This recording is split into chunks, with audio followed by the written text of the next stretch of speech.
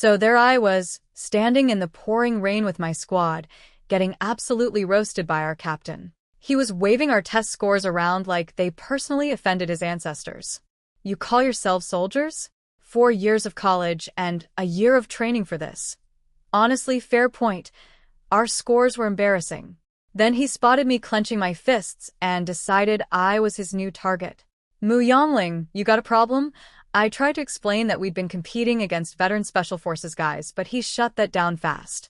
Then he said the one thing guaranteed to make me lose it, that we couldn't keep up because we're women. Oh no, he didn't. Captain, let's fight, I yelled. Everyone went dead silent. The captain sputtered for a second, then rolled up his sleeves. I threw my backpack on the ground, and we went at it. 3 moves in, I could tell he was already regretting his life choices. See, the thing about me is I never fight the same way twice. Yesterday, I was all slow and strategic.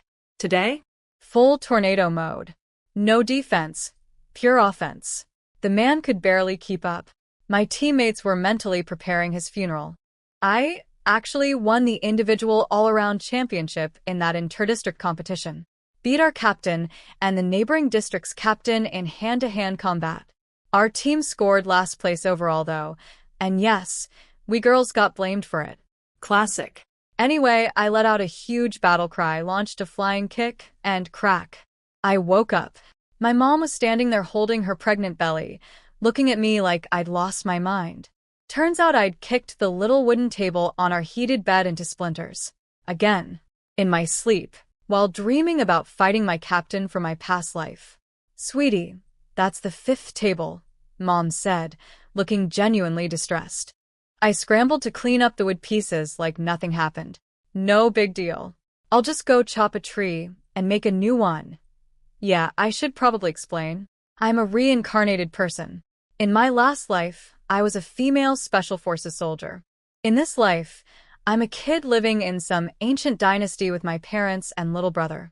My mom doesn't know any of this, obviously. She just thinks I'm a weirdly aggressive sleeper who's been kicking things since I was a baby. Her biggest worry? How she's ever going to marry me off. Honestly, same mom. Same. Dad was out begging the village chief to let us delay our tax payment. Taxes went up again this year, supposedly to fund the military against border invaders. Which is hilarious because nobody's actually seen any soldiers doing any defending. Where's that money going? I have thoughts, but Mom says I should keep my mouth shut. I tried to wake up my little brother by pinching his nose. Mom smacked my hand. Fair enough. I grabbed my basket and bow, ready to head into the mountains to hunt. Mom chased after me with a flatbread, yelling about how I'm still a growing kid who needs to eat. She's pregnant, running after me with bread. Honestly, I don't deserve this woman. Her tastes are weirdly refined for a mountain villager too. She can't stomach rough grain, and Dad loves her so much he'd rather go broke buying her nice rice than let her suffer. Between the fancy groceries, heavy taxes, and Mom's big illness a couple years back, we're basically running on fumes. So off I went, bread hanging from my mouth like a cartoon character, marching deeper into the forest. Eyes sharp, ears open, full hunter mode. And that's when I locked eyes with 2 filthy boys sitting under a tree. They weren't looking at me though. They were staring at my bread like it was made of solid gold. I'm a grown adult soul in a kid's body, and I still blushed. I bit off the part I'd slobbered on, then handed them the rest. The younger one, Chi Howren, snatched it, ripped off a huge chunk, and shoved it straight into the other kid's mouth. The older one, Fan Zijin, nearly choked to death on the spot, eyes bulging out of his skull. I sighed and handed over my water bottle. After Fan Zijin stopped dying, he stood up, gave me a proper formal bow, and said in the most polished, eloquent voice, "Many thanks, young lady. My cousin and I were separated from our family and ended up here. Might I ask your name and where you live? When we reunite with our kin, we shall certainly return to repay your kindness. Buddy, I just gave you half a soggy flatbread. But sure, let's make it a whole thing." So I took a closer look at these 2 boys, and something was off. Their skin was dark, sure, but not the years of hard labor kind of dark like my dad. More like we smeared dirt on ourselves as a disguise, kind of dark. And their hands? Softer than mine. I'm a 9-year-old girl, and these boys had smoother skin than me. Rich kids. Definitely rich kids on the run. I felt bad for them. They were just teenagers, so I asked if they needed help finding their family. The younger one, Chi Haoran, opened his mouth to answer, but Fan Zijin yanked him back so fast I'm surprised his arms stayed attached. Fan Zijin gave me this polished smile and said, "Oh no, we know the way. It's not far at all. But please, do tell us where you live so we can repay you someday. Kid, you are literally sitting in the dirt with zero money, eating my spit bread, and you're talking about repaying me." Sure. I could tell Fan Zijin had his guard up to 11, which honestly, respect. I pointed them toward the mountain path and told them they'd hit a road in about 30 minutes. Then I left. Well, I pretended to leave. Look, old habits die hard. I was special forces in my past life. You don't just walk away without doing a little recon. So I circled back and hid nearby to observe. And oh boy, did I get a show. The second I disappeared, Fan Zijin collapsed like a puppet with cut strings, then started yelling at Chi Haoran about keeping their identities secret. Apparently, they were heading to some place in Xingzhou to find Chi Haoran's older brother, and they'd already been scammed because Chi Haoran has the loose lips of a broken faucet. People asked you questions, and you just answer them. Even people with no bad intentions got ideas, because you wouldn't shut up, Fan Zijin shouted. Well, your brilliant judgment is what got us scammed in the first place, Chi Haoran fired back. These two went at it like an old married couple. Chi Haoran held his own for about 30 seconds, but Fan Zijin's mouth is basically a weapon of mass destruction. So Haoran did the only logical thing, ripped off a chunk of bread and shoved it into Fan Zijin's mouth to shut him up. Then came the part that genuinely made my eye twitch. They started trying to out-sacrifice each other with the bread. Here, take the bigger piece. No, you take it, I'm strong, I don't need food. Take the bread. I need you functional, so you can punch robbers for me. HA. So you admit my kung fu is better than your book smarts. Your brain is as empty as your stomach. You absolute walnut. I stood there in the shadows watching them aggressively feed each other like a pair of squabbling lovebirds and thought, what am I witnessing right now? But here's the thing. One flatbread between two growing teenage boys? That's nothing. I'm 9 years old, and I need 3 or 4 of those to feel anything. These kids were going to be running on fumes. I did the math in my head. 1 wild chicken plus 1 rabbit equals about 2 jin of fine rice, which is 3 days of food for mom and my little brother. Giving that away would sting. Then I gave myself a mental slap. Mu Yangling, you were a soldier. You do not penny pinch over helping children in need. Get it together. So, I went hunting.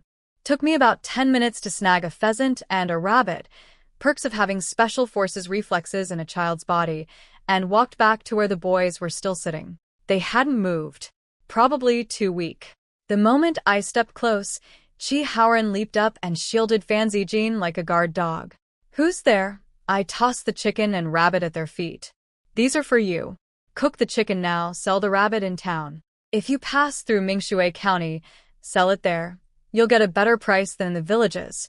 Chi Haoran's face lit up like a lantern, and he turned to Fan Zijin with the most obnoxious I told you so expression I've ever seen. The words, see? Good person, were practically tattooed on his forehead. Fan Zijin's eye twitched, but he stood up and bowed again, insisting I tell them where I lived. I swear, this kid would rather die than accept a favor without filing it in his mental ledger. I gave in. Mu family village at the base of the mountain. Only ones with that surname. You'll find it. Then I actually left this time. I had traps to check. Mom doesn't like wild chicken. Says it's too tough and lean. She's not wrong. Wild game is basically jerky with legs. So most of what I catch gets sold, and I use the money to buy the nice soft rice Mom likes. Dad spoils her rotten, and honestly, so do I. Anyway, I was checking my last trap, the big one, when I heard grunting. I sprinted over and looked down into the pit. A wild boar. A big, fat, beautiful wild boar, stuck in my trap, thrashing around with an injured back leg and getting absolutely nowhere. I threw my head back and laughed like a cartoon villain. The heavens have not forsaken me. Tax money, baby. Now here's my dilemma. A dead boar is worth decent money. A live boar is worth way more. But how do you transport a live, angry, several hundred-pound murder pig out of a hole? I crouched at the edge of the pit, watching this furious animal scrape itself bloody trying to escape, and a beautiful, terrible plan formed in my mind. Break all 4 legs. Tie it up. Carry it out. Simple. Elegant. Absolutely unhinged. Listen, brother pig, I said, cracking my knuckles. Nothing personal. You just picked the wrong trap on the wrong day. I jumped onto its back like a rodeo cowboy, punched it in the head, carefully because I needed it alive, and while it was still seeing stars, I grabbed its front leg and snap. Then the other 3. One by one. Quick and efficient. The pig screamed. I felt a little bad. But mostly I felt rich. So there I was, standing in a pit with a freshly leg-broken wild boar, feeling like the world's most unhinged 9-year-old. Now came the fun part, getting a 200-gene pig out of a hole when you're barely 4 feet tall. Answer: I picked it up and threw it. Just, Waidi, 200 pounds of squealing pork, straight up and out of the pit. I'm 9. My arms are the size of breadsticks. But apparently in this life, I got blessed with the strength of a small forklift, so up the pig went. I used a bit of technique, so it landed without too much extra damage. The pig screamed twice out of sheer existential terror, but it was fine. Mostly. I climbed out, recovered the trap with branches, hung my rabbits and pheasants from my belt like the world's most disturbing charm bracelet, threw the boar over my shoulder, and headed home. Now picture this from the villager's perspective. You're out in the field harvesting grain, minding your business, and you see a wild boar floating down the mountain path, just gliding along. No visible means of propulsion. Then it gets closer, and you realize there's a tiny girl underneath it, completely buried in dead animals. Ma Dazhuang, one of the village men, nearly swallowed his tongue. Is that the Mu family's daughter? His wife smacked him upside the head. If that were your daughter, who would marry her? Look at how robust she is. That girl's going to die single, Ma Dazhuang mumbled. I mean, she's not ugly or anything, just strong. And she can help with the family income. His wife's death glare shut him up real quick. I couldn't see any of this, by the way, because I was literally buried behind a wall of dead game. I only noticed them when I heard voices, so I shifted the boar with one hand and waved. Hey, uncle ma, auntie ma. Working hard today, they stared at me like I was a cryptid. Then the boar, which was still alive, remember, twitched and let out a weak groan. Both of them fell flat on their butts in the dirt. Auntie Ma pointed at it with a trembling finger. It's alive. Yep, I said cheerfully. Live oneself or more. I sighed dramatically. Too bad the county seat is so far. I could have gotten an extra 500 when there, and off I went, practically skipping, while behind me 2 grown adults sat in their field questioning reality. I could still hear Uncle Ma as I walked away. She's really going to be hard to marry off. Thanks, Uncle M.A. Real encouraging. Quick family history break. My grandfather was half-Hu northern nomad, but he looked fully Han Chinese, skinny, mild-mannered. Didn't fit in with the warrior culture, Hu people at all. Got bullied, moved south, settled in our village, married a local girl. Everything was fine until my dad came along. Dad apparently got the genetic jackpot from his Hu side. Tall, strong, a face with those deep-set features, and the build of a small ox. By age 5, he was bigger than 7-year-olds.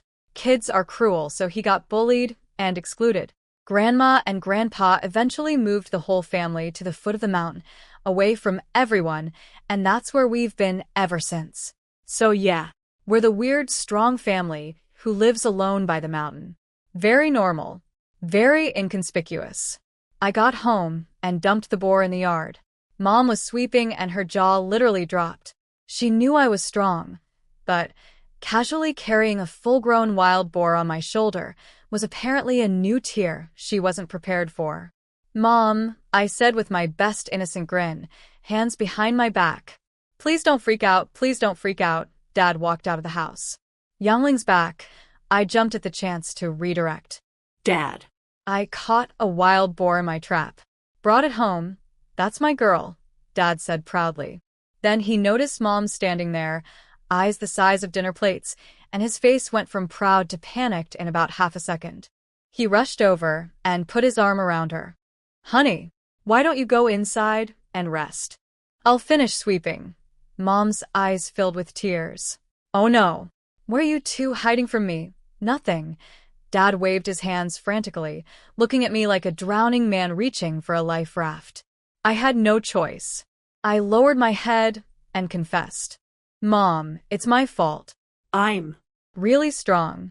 Way stronger than normal. I was afraid you'd worry, so I didn't tell you. Mom grabbed my hands, squeezed them, and looked at my perfectly normal 9-year-old girl arms with total confusion. how? You look completely ordinary. Even the strongest men in the village can't carry a boar. And you, she took a breath. You are never to do this in front of other people. Do you hear me? If word gets out, you'll never find a husband. There it was again. The marriage thing. I'm 9. But Mom wasn't just worried about my love life. I could see the gears turning behind those eyes. She's sharp, way sharper than you'd expect from a mountain village wife. She grew up with a proper education, and she knew that in chaotic times like these, having freakish abilities doesn't just make you useful. It makes you a target. She didn't say any of that out loud, though. Just patted her belly and switched to business mode. The village chief gave us 3 extra days to pay our taxes. We need to sell everything fast. Take the cart to town, find the restaurants directly, don't dawdle in the streets, and don't get into any fights. Mom, Dad goes to town literally every day. How do you still have new instructions? Dad just stood there smiling and nodding at every single thing she said. The man has the patience of a Buddhist monk. A very large, very strong Buddhist monk who is utterly whipped. Mom sighed. Your father has a temper, and you're both unreasonably strong. I live in constant fear that one of you will flatten someone in the market over a pricing dispute. Dad immediately straightened up. I promise I won't fight anyone. And I'll keep Yangling out of trouble too. Mom finally smiled, went inside to pack us road snacks, and the second she was out of earshot, Dad grabbed my arm and whispered, Why did you carry the boar home by yourself? You should have come and gotten me. You nearly gave your mother a heart attack, yeah. Fair point, Dad. My bad. So, here's the thing about my ridiculous strength. For the longest time, I assumed it was a perk of reincarnation, like a welcome bonus for getting recycled into a new body. In my past life, I was already stronger than most of the guys in my unit, so I figured this life just cranked the dial to 11. Lucky me, right? Rebirth upgrade package, 5 stars, would die again. Turns out, Nope. it's genetics. My great-grandfather was a Hu warrior, one of those northern nomadic tribesmen who lived for fighting. Apparently the man was an absolute unit. Never lost a battle. Could charge into enemy lines solo and walk out without a scratch. A real-life action hero. And my great-grandmother? She was his war prize. A Han Chinese woman he snatched off a battlefield, who happened to be so jaw-droppingly gorgeous that half the warriors in the tribe tried to fight my great-grandpa for her. Keyword, tried. Nobody could beat him. So she stayed his and he stayed devoted. She was his only wife for life. Kind of romantic in a terrifying kidnappy sort of way. They had one son, my grandpa. And here's where genetics decided to be hilarious. Grandpa came out looking like a carbon copy of great-grandma. Delicate, beautiful, graceful. Unfortunately, he also inherited her muscle mass, which is to say, basically none. In a tribe where the chieftain literally gets the job by beating everyone else up, being pretty and weak is approximately the worst possible combination. Great-grandpa tried everything. He collected martial arts manuals, invented a custom fighting style tailored to Grandpa's small frame and agility, trained him relentlessly. Result?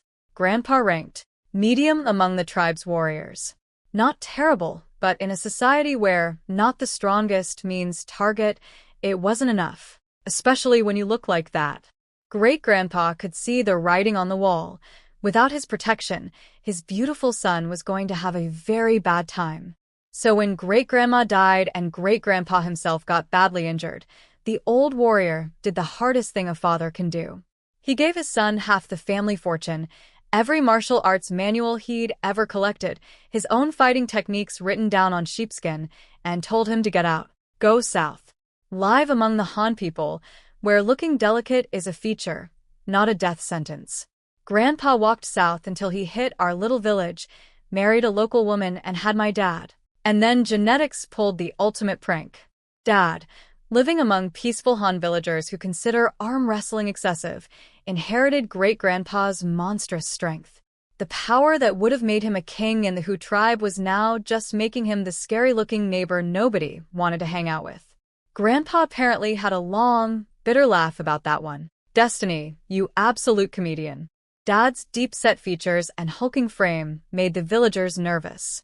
Even Grandma's own family gradually stopped visiting. But Grandpa refused to run again. He told Dad something that Dad later told me. Don't run from your problems. If you do, the punishment doesn't disappear. It just falls on your children instead. And that will hurt worse than anything. Heavy stuff from a guy whose whole life was basically one long retreat. But he was right. I got the super strength. My 5-year-old brother Bowen? Completely normal kid. If Grandpa had dragged everyone back to the tribe, Bowen would have been the pretty, weak one all over again. Now, about those martial arts manuals great-grandpa left behind. When Dad told me about them, I was so excited. Ancient warrior secrets. Legendary technique. Maybe internal energy cultivation? Nope. All external styles. Basic punches and kicks. Not a single internal kung fu manual in the bunch. Great-grandpa was apparently a hit things very hard purist, which, honestly, tracks for a guy whose solution to every problem was punching it. So I train with Dad's inherited techniques and my past life special forces skills. I've got hand-to-hand combat, grappling, all the military stuff. It's massive overkill for a 9-year-old hunter in a tiny village, and I genuinely hope I never need to use any of it for real. This is a chaotic era, and I'd rather just catch pigs and live quietly, thanks. Anyway, back to the present. Dad and I loaded the boar onto our pushcart, strapped the smaller game to our bodies, and headed for the market town. It's about a 45-minute walk, which we did in about 25 because we're us. The town, Chili Township, was actually bustling.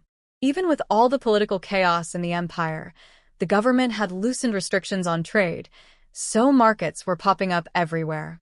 Silver lining of living in a crumbling dynasty, I guess. Dad, how about I set up a stall with the small stuff while you take the boar to the restaurants? Nah, let's stick together. The restaurant owners might want the small game too. We'll hit them first, then set up a stall with whatever's left. Fair point. We'd been supplying wild game to the local restaurants for 5 years now. Dad started the arrangement back when I was 4, and it's a solid gig. The restaurant gets first pick, then the tavern, then whatever's left goes to the open market. Steady customers, reliable income. Dad's actually a pretty decent businessman when he's not busy being a human forklift.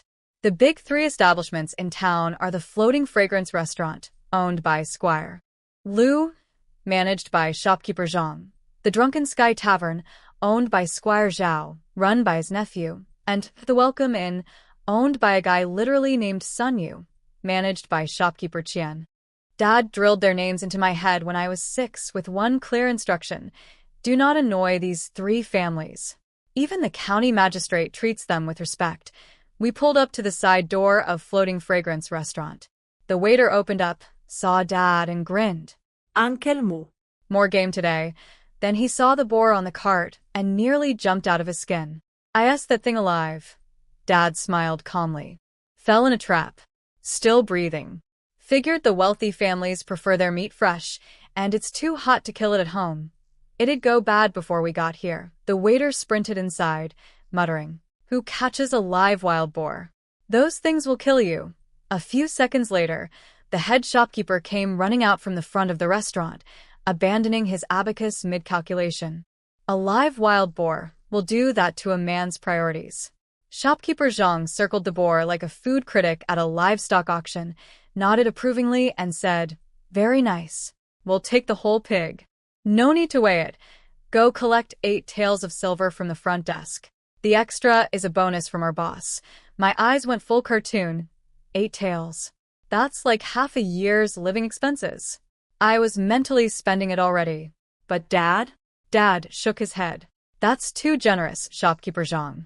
The boar isn't worth that much. Then he started pulling roe deer off my body and offering those too. Would you like some of these smaller game as well? I'm sorry, Dad. Did you just turn down free money and then throw in bonus merchandise? Zhang looked at me, still draped in dead animals like the world's worst Christmas tree, and I flashed him my biggest, friendliest smile. He looked at me like I was a little slow.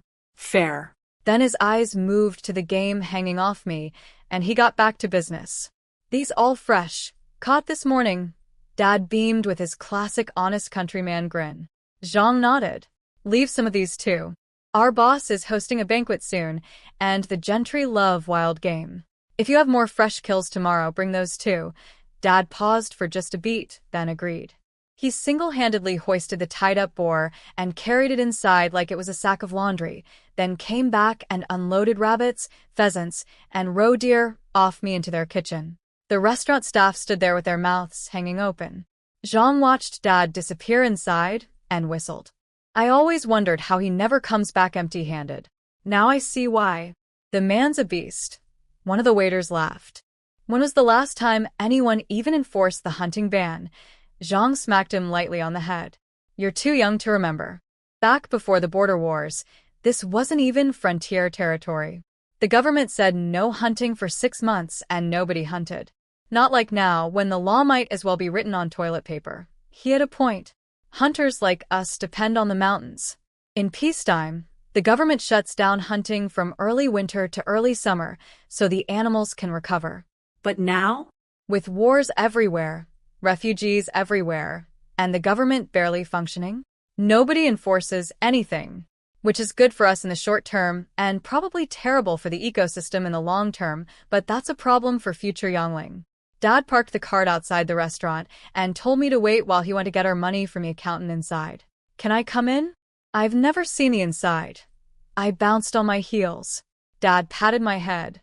Not today, kiddo. Wealthy customers in there. We can't risk bumping into them and causing trouble. Plus, someone needs to watch the cart, so that's why he never let me inside. Not because the restaurant was too fancy, but because I'm a 9-year-old covered in animal blood with the social grace of a cafeteria food fight. Makes sense. Inside, the accountant handed Dad 8 taels, already briefed by Zhang. He wrote up a receipt, Dad signed it, and then the accountant got chatty. Brother Moo, you make good money. 8 taels is half a year's expenses. Why don't you buy some land? Build up some family wealth. Dad's face fell. I wish. My wife needs medicine constantly. She's about to have another baby, and this money is already spoken for. Autumn taxes. We can barely keep up. The accountant frowned. Taxes went up again this year? And I heard the labor levies got worse too. Dad nodded heavily. I'm the only man in the house. I can't leave my pregnant wife and kids alone to go do forced labor, so I have to pay extra silver to get out of it. Between taxes, the labor buyout, and medicine, there's nothing left. The accountant mentally revised his jealousy of Dad's income down to 0. Sure, the man earns well, but with a sickly wife draining the funds, he can't even save for his daughter's dowry. He slid the silver over with some genuine sympathy. Well, take it. If the boss likes the boar, there'll be more bonuses tomorrow. And try to save a little here and there, buy a small plot when you can. Nobody builds wealth overnight. Dad walked out looking like someone had deflated him. Zhang noticed and asked the accountant what happened. Oh, just taxes and money worries. The man hasn't saved a single coin. Zhang sighed. Taxes are brutal this year. The labor levies are worse. I wonder how many families will have to sell their children just to survive. He shook his head, then added, and don't think I gave him 8 taels out of kindness. That's the boss's decision. Musher has been our supplier for over 10 years, and he's never once tried to cheat us. Watch. Tomorrow he'll show up with free game to make up for the extra money. The man's honest to a fault, and the boss respects that. Meanwhile, outside, I was interrogating Dad. Zhang said the boar was worth 8 taels. Why did you keep pushing the money away? And why did you leave so much extra game for free? Dad looked down at me. I barely reached his ribcage and ruffled my hair. Listen, kid. Some deals aren't what they look like. Zhang gave us a generous price on his own authority. If Boss Lu is happy with the boar, great, everyone wins. But if he's not happy, then Zhang stuck his neck out for us and takes the blame. So tomorrow, you're going to bring some rabbits to Zhang's family as a personal gift, and I'll send extra game to the tavern too. That way, even if Lu grumbles about the price, our extra deliveries make up for it, and Zhang doesn't get in trouble. I stared at my father. This was the same man who stands there smiling dopily while Mom lectures him about not fighting strangers. The same man who can't win an argument against a pregnant woman wielding a broom. And yet here he was casually explaining multi-layered social diplomacy and business relationship management, like some kind of rustic Machiavelli. A cold splash of humility hit me right in the ego. Here's the thing. I have 20+ years of memories from my past life. I went to college. I trained as special forces. I can break a man's arm 6 different ways and identify edible plants in 3 climate zones. But my entire adult life lasted barely a year before I died and reincarnated, and my social world consisted of exactly university campus, military base, and this village. 3 points on a map. That's it. Dad has spent decades navigating relationships with merchants, village politics, tax collectors, and in-laws who won't visit anymore because he looks too foreign. He can read a room, a deal, and a person better than I can read a trail. I've been walking around thinking my past life made me the smartest person in any room. Turns out, in the room that actually matters, real human relationships, I'm not even close to my simple mountain man father. Note to self. Stop being so smug about what you already know. Start paying attention to what you don't. The most dangerous kind of short-sightedness is the kind that comes from thinking you can already see everything. Dad wasn't done with his lesson. He gave my head another pat. I swear there's going to be a flat spot there soon. And kept going. Look, kiddo. The extra silver wasn't really a tip. Floating Fragrance has had dozens of suppliers over the years. You know how many got dropped? All of them except me. And it's not just because we deliver reliably. It's because I've never once tried to squeeze extra money out of them. I play fair and they remember that. But they're rich, I argued. A couple extra taels is pocket lint to them. I've seen wealthy ladies in town toss silver leaf tips at servants just because they're in a good mood. And some of those young masters hand out jade pendants worth way more than, sure, if Boss Lu himself had handed us a bonus, we'd just say thank you and move on. But it was Zhang who made the call. He's an employee, not the owner. He probably saw we were struggling and used the boar as an excuse to help us out. If we just pocket the extra and walk away and Lu finds out Zhang overpaid, Zhang takes the hit. So we send free game tomorrow, everyone's accounts balance out, Zhang looks good, and nobody can complain. I stood there processing this. My dad, the man who lets my pregnant mother lecture him about street safety every single day, without once interrupting, had just laid out a 3-dimensional chess strategy for managing business relationships, protecting an ally, and maintaining long-term trust. All while pushing a cart full of dead animals. Dad, I said quietly. I was being short-sighted. I'm not as smart as you. He burst out laughing and messed up my hair again. You're 9. I'm a grown man who's been doing this for decades. Give yourself some time. Internally, I was doing math. Past life age plus this life's 9 years. Technically, I'm older than you, Dad. But what did those years amount to? School, then military, then death, then baby, then forest. My entire life experience across 2 lifetimes could fit on a napkin. Meanwhile, Dad has been out here negotiating with merchants, managing nosy relatives, outsmarting bandits, and dealing with traveling traders since he was a teenager.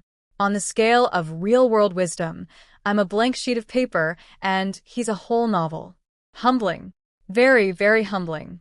Dad noticed my defeated expression and actually found it adorable, which made it worse. He'd been worried I was too mature for my age, not playful enough, not childish enough. And here I was, pouting like the 9-year-old I technically am, and he was thinking finally, she's acting like a kid. If only he knew the pout was because a reincarnated Special Forces soldier just got intellectually demolished by a mountain hunter over cart-side economics. Then I tugged Dad's sleeve. Someone's calling you. An old woman across the street was squinting at him uncertainly. Stone? Is that you? Stone. is Dad's childhood nickname. He stared at her, did some mental facial recognition, and his eyes went wide. Great aunt. And just like that, we had a family reunion in the middle of the market. Great aunt, my grandma's older sister, was overjoyed. She hadn't seen Dad in 3 or 4 years. She was hunched over, carrying a basket, holding the hand of a little girl about 7 years old. When she saw me, she got all excited. Is this little Yangling? My, how she's grown. Dad nudged me. Say hello to your great auntie. I snapped to attention, literally, force of habit, plastered on my biggest smile, and belted out. Great auntie, she loved it. Dug around in her clothes and pressed 5 copper coins into my hand. Here, sweetie, take this from your old auntie. I looked at Dad. He nodded. I took the money and said thank you. But here's the thing. 5 copper coins might sound like nothing, and honestly, it is almost nothing.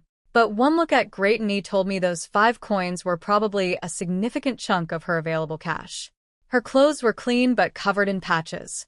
Her hands were cracked and calloused from years of hard labor. Her face had that hollow, grayish look that comes from not eating enough. And the little girl next to her, her granddaughter Xiaolan, was skin and bones, in ragged clothes, with dirt ground into every crease of her tiny work-worn hands. Xiaolan hadn't looked at me once during the whole conversation. Her eyes were locked on the game meat in our cart, not with curiosity, with hunger. The only time she looked up was when Great Auntie gave me those 5 coins, and her expression nearly broke me. Envy, worry, and underneath it all, the quiet heartbreak of a child watching money she desperately needs being given away. Those 5 coins suddenly burned in my pocket like hot coals. While I was drowning in guilt, Dad and Great Auntie caught up. Turns out her grandson, Dad's cousin Fugue, had died about 5 years ago, right around when my brother was born. She'd been raising 2 granddaughters alone ever since, scraping by on a few acres of farmland.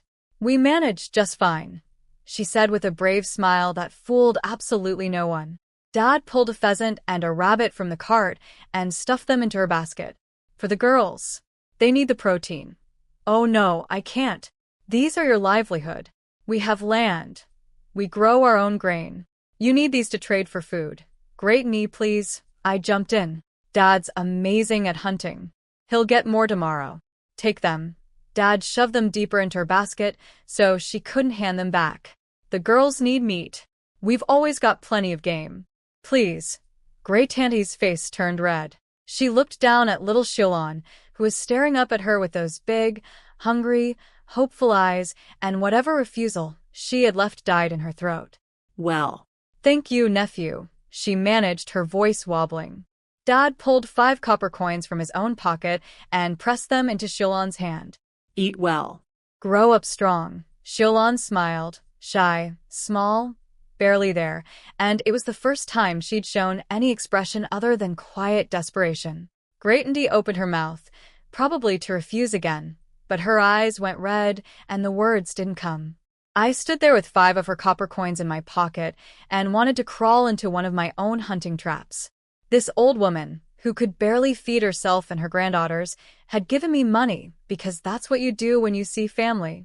And Dad, who was stressing about taxes 20 minutes ago, just gave away meat and coins without a second thought.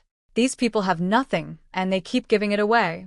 I need to hunt harder tomorrow, Dad, and I headed to the market warden to pay our stall tax. Because yes, even setting up a blanket on the ground to sell dead rabbits requires a tax payment in this glorious dynasty.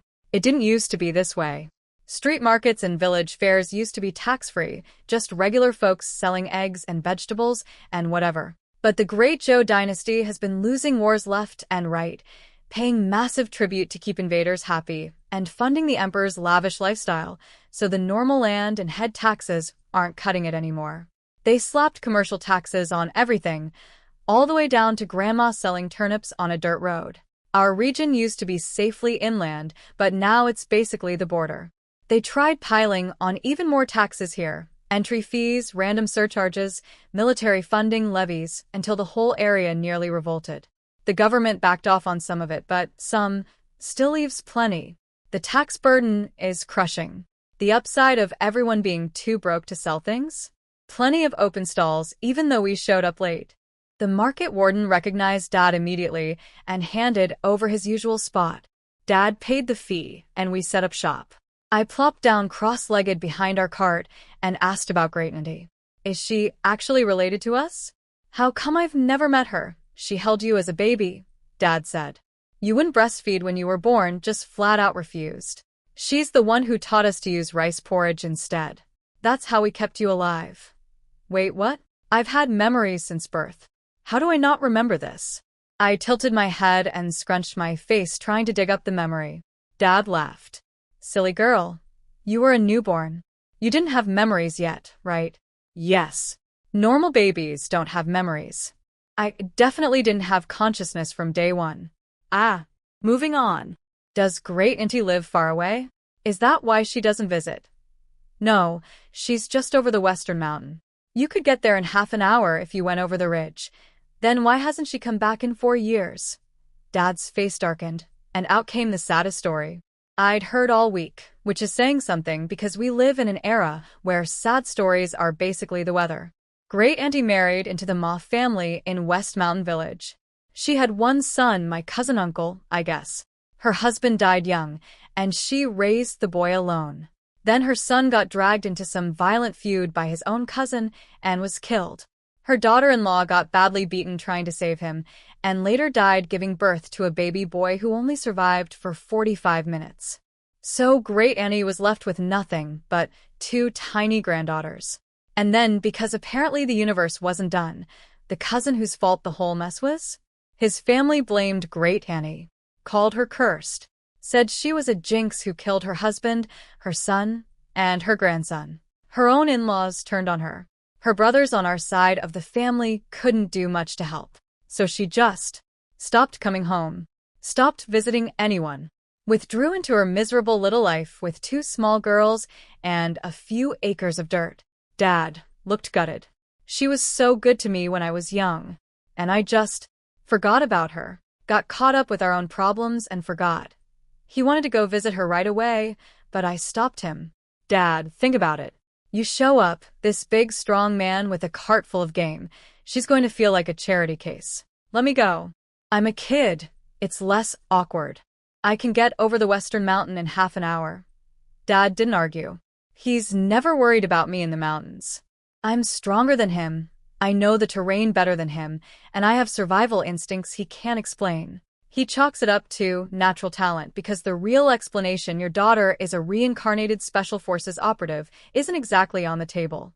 Boss, how much for these rabbits? A young woman with a basket interrupted our family therapy session. Dad snapped into salesman mode. 21 a gene, ma'am. She wrinkled her nose. These aren't old, are they? 21 seems steep for something that's been dead a while. Dad thumped his chest. Caught this morning. Ask anyone on this street. I never sell overnight game. She gave him this flirty little side eye. Well, what do you do with the leftovers then? I mentally rolled my eyes so hard I nearly sprained something. Lady, you are wasting your best moves on the most oblivious married man in the entire dynasty. Sure enough, Dad answered with zero awareness. We dry them for our own food. Never sell day-old meat. She hesitated, so I swooped in. Big sister, our game is the freshest on this whole street. Everyone knows us. Caught today, sold today. And our prices are the best around. Calling a married woman big sister instead of auntie is a cheat code. She lit up like I'd given her a compliment. And just like that, she pointed at a rabbit. Fine, I'll take that one. Dad waited. 3 Jean 9 Liang. I'll round down to 3.5, 71. She counted out the coins into my hand, smiled, and warned us that if her husband could tell the meat wasn't fresh, she'd be back. Dad guaranteed satisfaction. She left happy. I stared at the 70 copper coins in my palm, like they were precious gems. Dad, I whispered. I caught that rabbit. He grinned. Then the money's yours. Buy some candy for you and your brother. I don't want candy. Let's buy millet for Mom and Bowen instead. Mom's stomach is weak and my little brother is kind of fragile, so they both need gentle grains like millet. Dad gave me this look, proud, warm, a little bit sad, the way parents look when their kid is being too grown up for their age. We kept selling, and Dad's regulars came through one after another. Within an hour, we'd sold everything. I counted our earnings with the intensity of a Wall Street trader closing a deal. Dad. 538 won. Let's buy some pork ribs for Mom, and a gene of pork belly for you, Dad added. My face split into the biggest grin.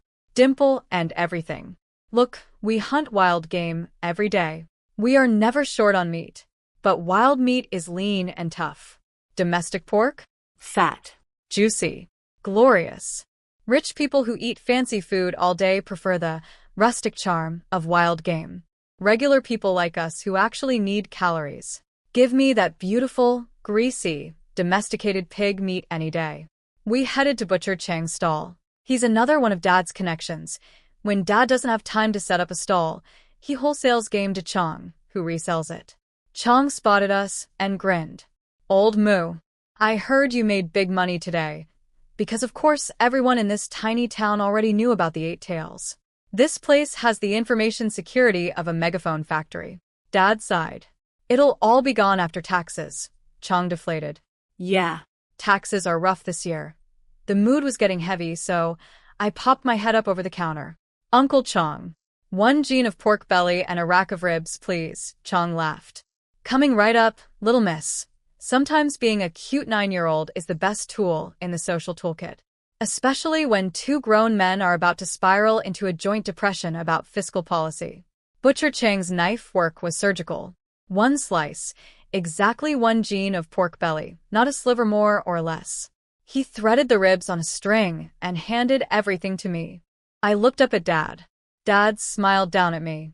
I grinned and pulled out the copper coins to pay. Chong chuckled. Look at that, the little miss is handling the money now. Old Moo, you raised a good one. Dad puffed his chest out so far I thought he'd float away.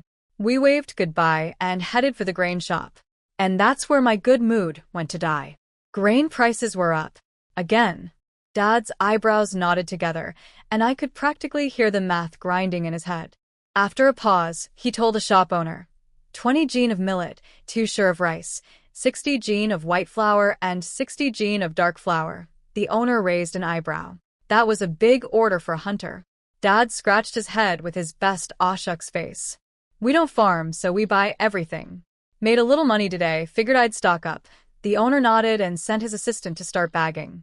Let me break down the damage. 1 sure of rice is 120 gene. So we're talking 360 gene of grain total, which sounds like a lot until you factor in that Dad and I eat like we're fueling industrial machinery. This mountain of food? 3 months. Maybe. And the cost. Mid-grade rice had jumped from 1 tael 2 chien to 1 tael 3 chien per sure. That doesn't sound like much, but here's the thing, it's harvest season. Grain was already at 1-2 during the spring shortage, when there's barely any food around. Now the fields are literally golden with wheat and rice. Crops are being cut as we speak and prices went up? That's not normal. That's not normal at all. White flour, 12 won per gene. Dark flour, 9 won per gene. Mille, 18 won per gene. Everything higher than last time. The owner clicked his abacus beads, but I'd already finished the math in my head. For taels, 2 chien and 21, we said at exactly the same time. The owner stared at me. Fair enough. In this era, most adults can't do arithmetic, let alone a 9-year-old girl doing mental math faster than an abacus. I stared back innocently. Nothing to see here. Just a totally normal child prodigy. Definitely not a reincarnated college graduate. Dad paid the silver, and I covered the remaining 2 chien 21 from my rabbit money.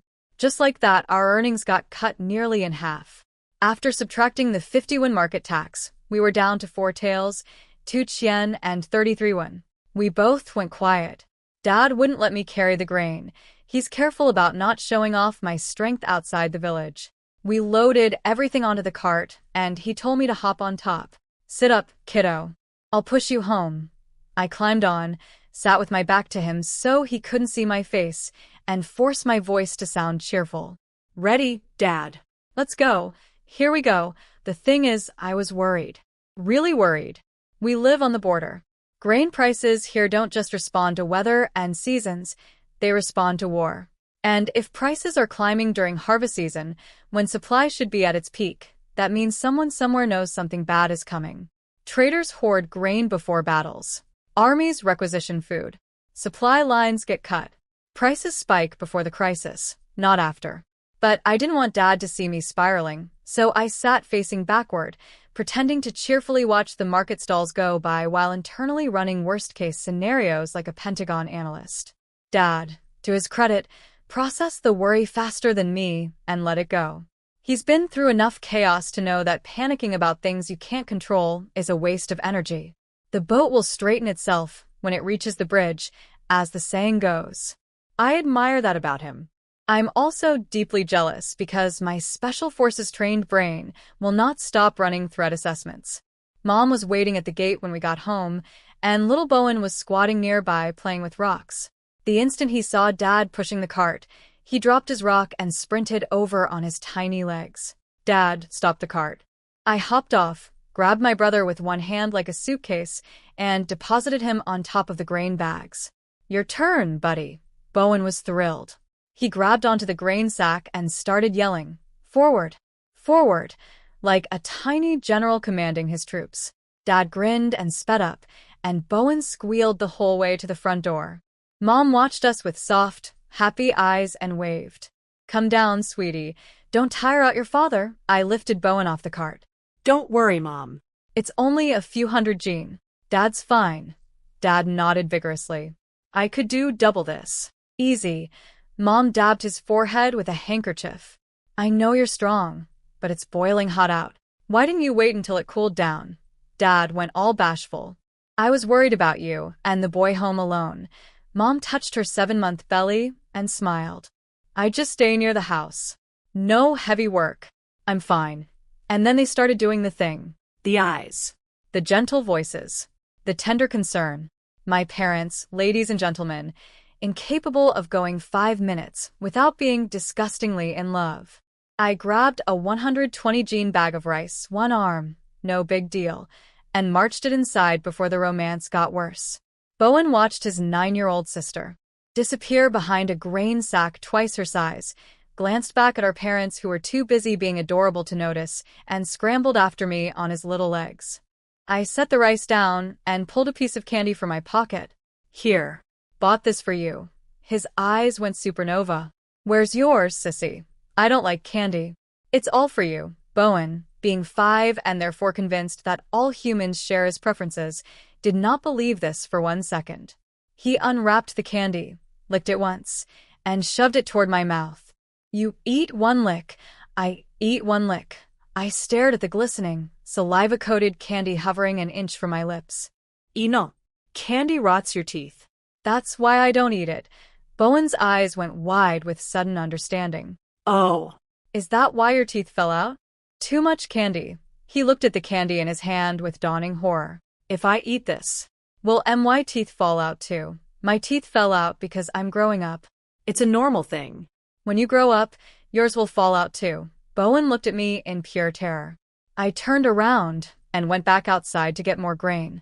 Behind me, I heard my brother whispering to himself, "Well, if teeth fall out no matter what, then I should eat more candy while I still have them." I stopped in the doorway. That is genuinely the most terrifying logic I have ever heard from a 5-year-old. Mom was already in the kitchen starting dinner. Dad hovered outside the door. "Let me cook." "Your belly's getting so big. Women with bigger bellies than mine work the fields every day." "I'm just making dinner." "Go sit down." Bowen and I nodded eagerly. "Yeah, Dad." "Go sit down. Let Mom cook." Dad lightly bopped us both on the head. "You two just don't like my cooking." "Admit it." "My food is perfectly fine." "It is." "Technically." "In the same way that a brick is technically a rectangle." Mom's cooking, meanwhile, is a masterpiece. We're talking different dimensions of flavor. Bowen and I exchanged a look that said everything we were too polite to say out loud. Mom cooked dinner. She's come a long way from the pampered young lady she apparently was 10 years ago. She'd learned to cook, sew, garden, do laundry. All the things that her former self would have considered a fate worse than death. But she adapted. That's the thing about Mom. She bends, she doesn't break. Meanwhile, Dad was sitting cross-legged on the heated bed, staring at a pile of coins like they'd personally betrayed him. He'd counted every last copper we had. 7 taels and 5 chien, plus some loose change he'd pushed aside. Tax was 6 taels. That left 1 tael and change for everything else, including a baby arriving in 2 months. Mom waddled in and found him brooding. We have enough for the tax. What's the problem? Grain prices went up, Dad said, jaw tight.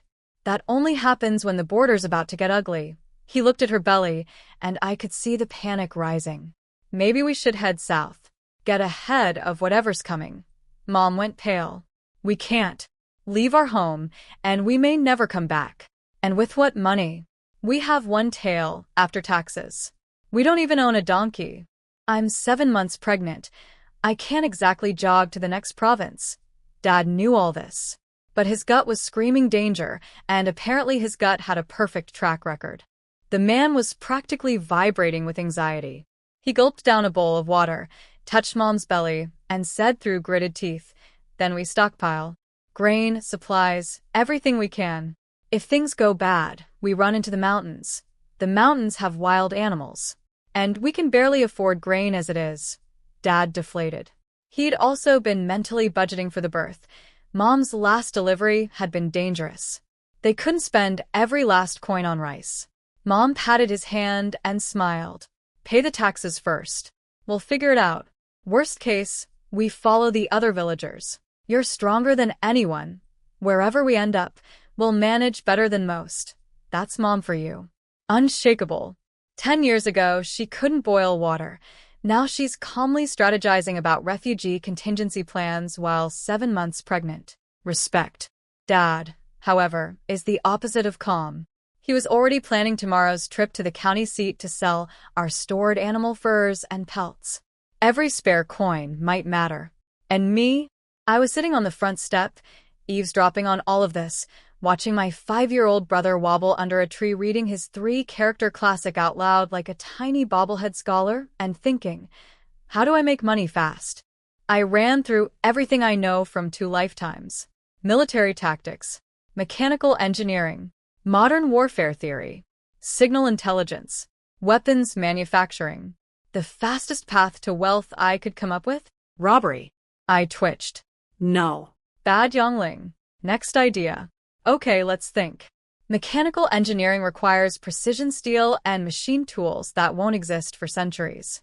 My warfare knowledge is based on radio communications and information networks, completely useless without, radios. I could theoretically figure out how to build a gun if given enough time, but introducing firearms to a cold weapon civilization would be catastrophically irresponsible, and I'm not that desperate. Yet. So, what can I do? I counted on my fingers. Fight stuff. Hunt stuff. That's it. That's the list. Oh wait, I can cook. Point 2 dishes. Stir-fried greens and stir-fried eggs. Both with just oil and salt. Nothing else. Not even garlic.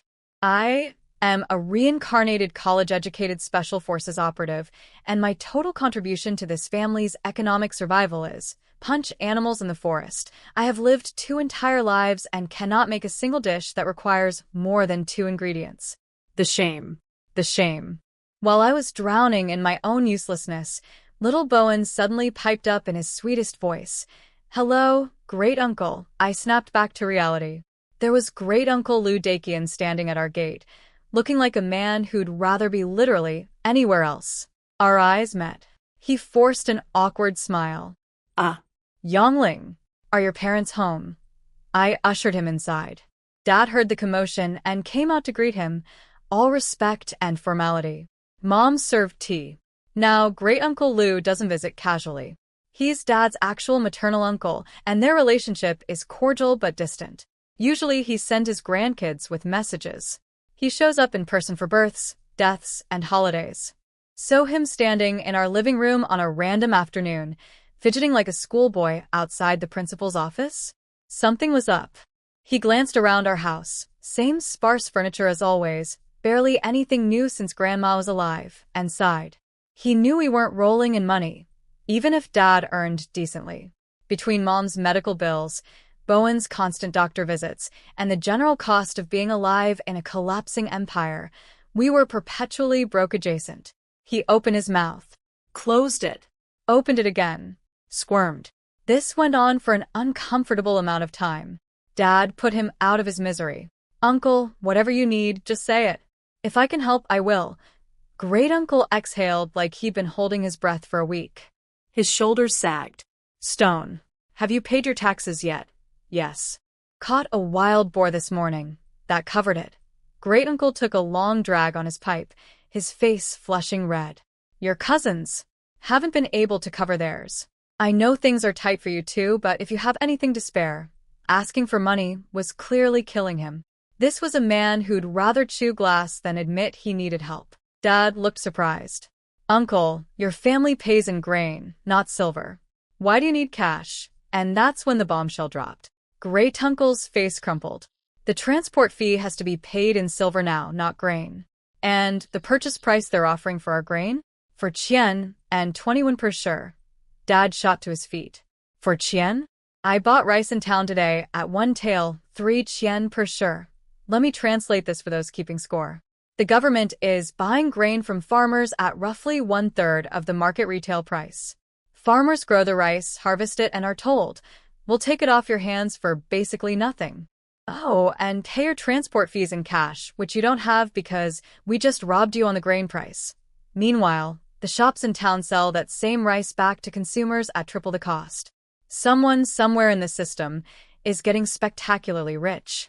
And it definitely isn't the farmers. Dad's face went from shocked to furious to deeply, deeply worried, all in about 2 seconds. The grain price going up at the shops while going down for farmers? That's not just inflation. That's not just war jitters. That's someone deliberately squeezing the people at both ends. And we're stuck right in the middle. So let me break down this grain price situation, because it's making my blood boil. Farmers sell a share of raw grain. That sure produces at minimum 70 gene of processed rice, 60 even in the worst case. At the rock bottom price the local gentry are offering for Chien 21 per sure. That means they're buying rice for less than half a copper per gene. Then they turn around and sell it in town at 1 tael, 3 Chien per sure. They're making nearly double on every transaction. Great-uncle Lou's hands were literally shaking. These animals. They're making almost 100% profit. Dad went quiet. Because, what can you say? The grain shops in town and the county seat are all owned by the same wealthy families, the 3 squires who also own the restaurants and inns. They've clearly coordinated to crush the buying price while jacking up the selling price. And farmers have no choice but to sell, because this year the transport tax has to be paid in silver, not grain. It's a perfect trap. Need silver? Sell grain. Selling grain? Here's our insulting price. Take it or lose your land. Dad disappeared inside and came back with 1 tael and 5 chien, basically everything we had left after setting aside the tax payment. Uncle, consider this me buying grain from you. Village prices, last year's rate. Last year's fair price was about 4 chien 95 when per sure. Still low, but at least not highway robbery. Great-uncle gripped the silver so hard his knuckles went white. I'll have your cousins bring the grain over. New harvest. He stood up, suddenly energized with fury. My transport fee is covered now, but the rest of the village is still getting fleeced. I need to go talk to the other elders. We can't just sit here getting swindled like idiots. He marched out, back straight with righteous anger. On his way past me in the yard, he paused. Yangling, your cousin Lang picked up a couple of beat-up books somewhere. Go take a look. If they're useful, grab them for your brother. My grandkids can't read a word, so they're just collecting dust. I perked up. I'll head over once it cools down. Cousin Lang is basically a magpie in human form. The kid wanders everywhere and brings home anything that isn't nailed down. Since our family is the only literate household in the entire village, thanks to Mom, any scrap of paper with writing on it eventually ends up at our door. Quick sidebar, Mom being literate is basically her superpower in this village. She can't farm to save her life. Her cooking was non-existent 10 years ago, and she's been sick more than healthy, but nobody gossips about her because she can read. In this era, that's like having a PhD. It buys unlimited social capital. I ran back inside. Dad, are we still stockpiling grain? Absolutely. But we buy directly from the villagers at fair prices. Cut out the middlemen entirely. We can take the raw grain to the mill in town ourselves. Mom sighed from the corner. One good harvest year, and instead of everyone breathing easier, the gentry squeeze them harder. Cheap grain hurts the farmer. I had a flash of inspiration. What if we sell to traveling merchants instead? They might pay more than the local gentry.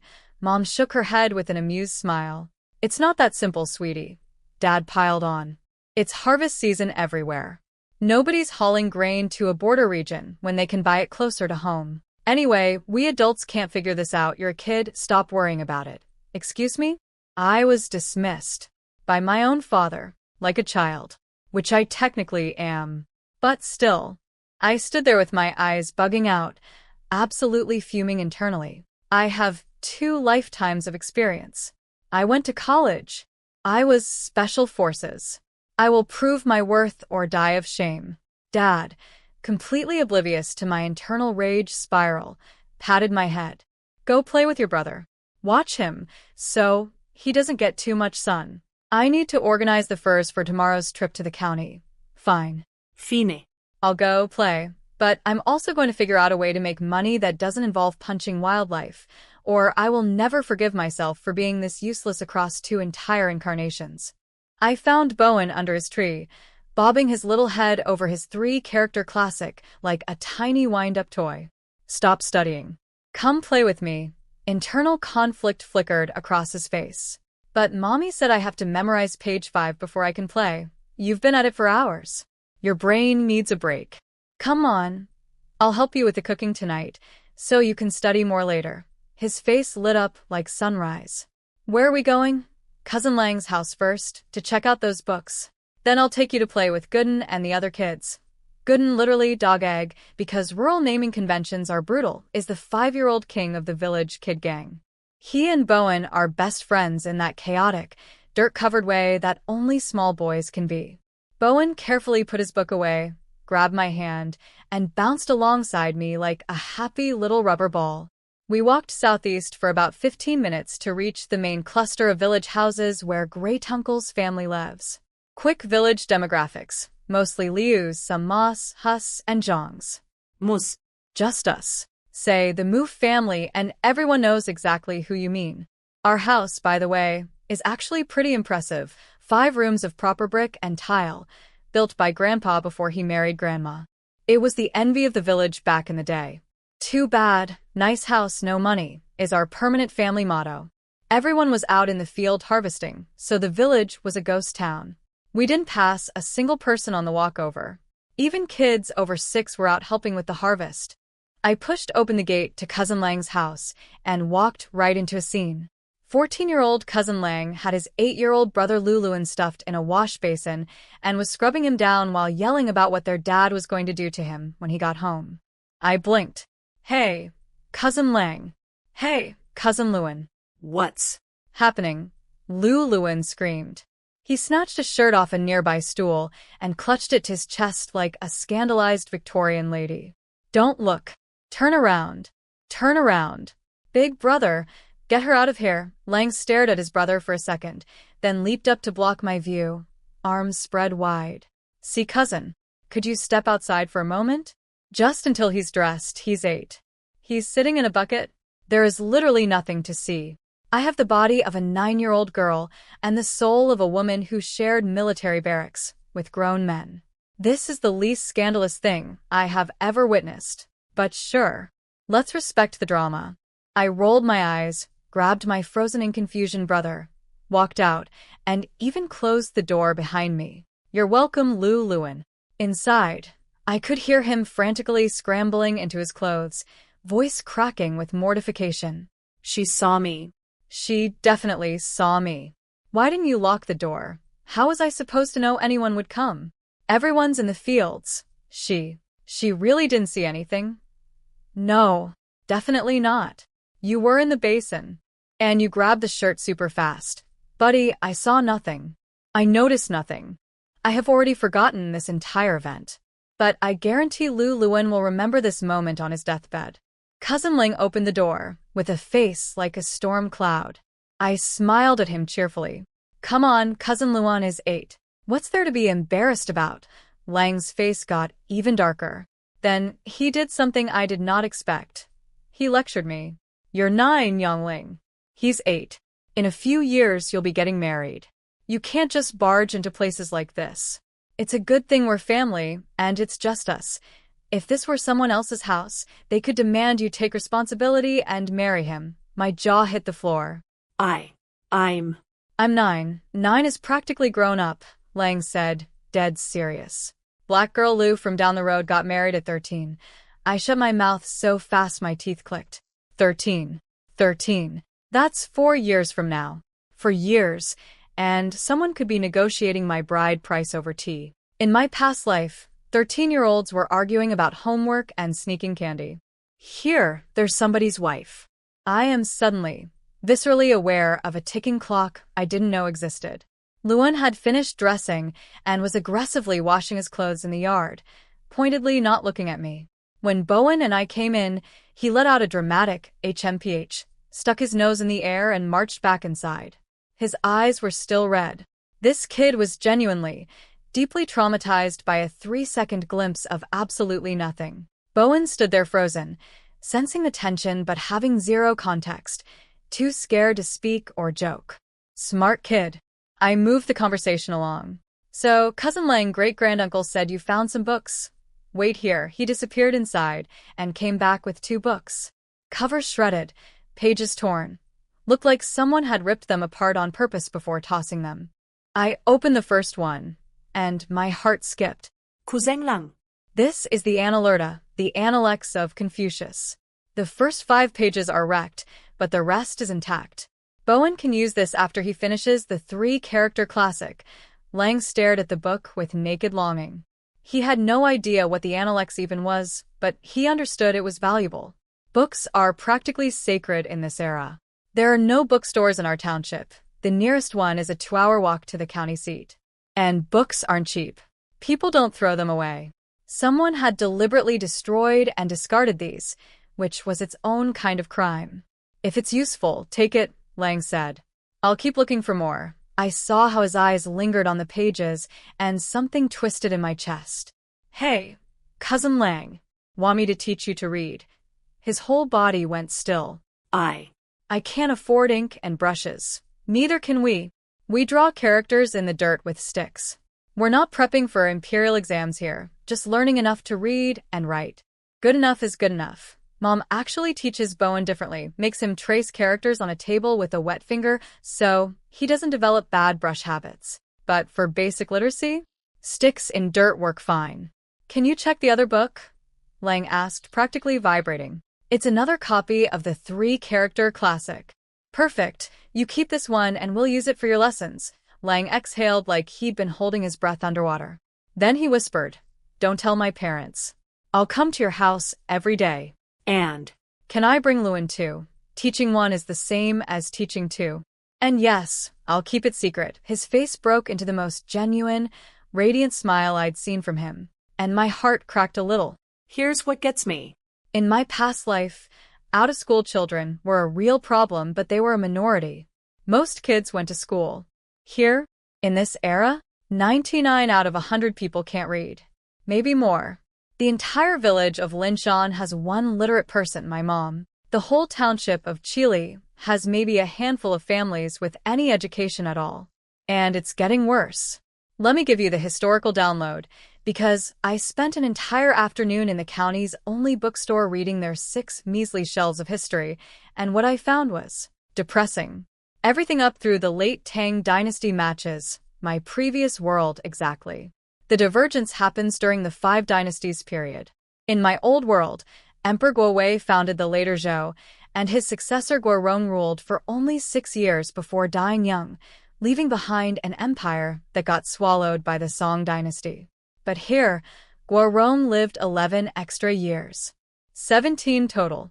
He used that time to reunify all of China, becoming one of the greatest emperors in history, Zhou Shizong, the world ancestor. So, no Song Dynasty. The Zhou Dynasty survived and unified everything. Sounds great, right? Wrong. Because Guarong's son, Zhou Gaozong, was a paranoid disaster. This guy looked at his father's legacy of military excellence and thought, you know what's really dangerous? Our own army.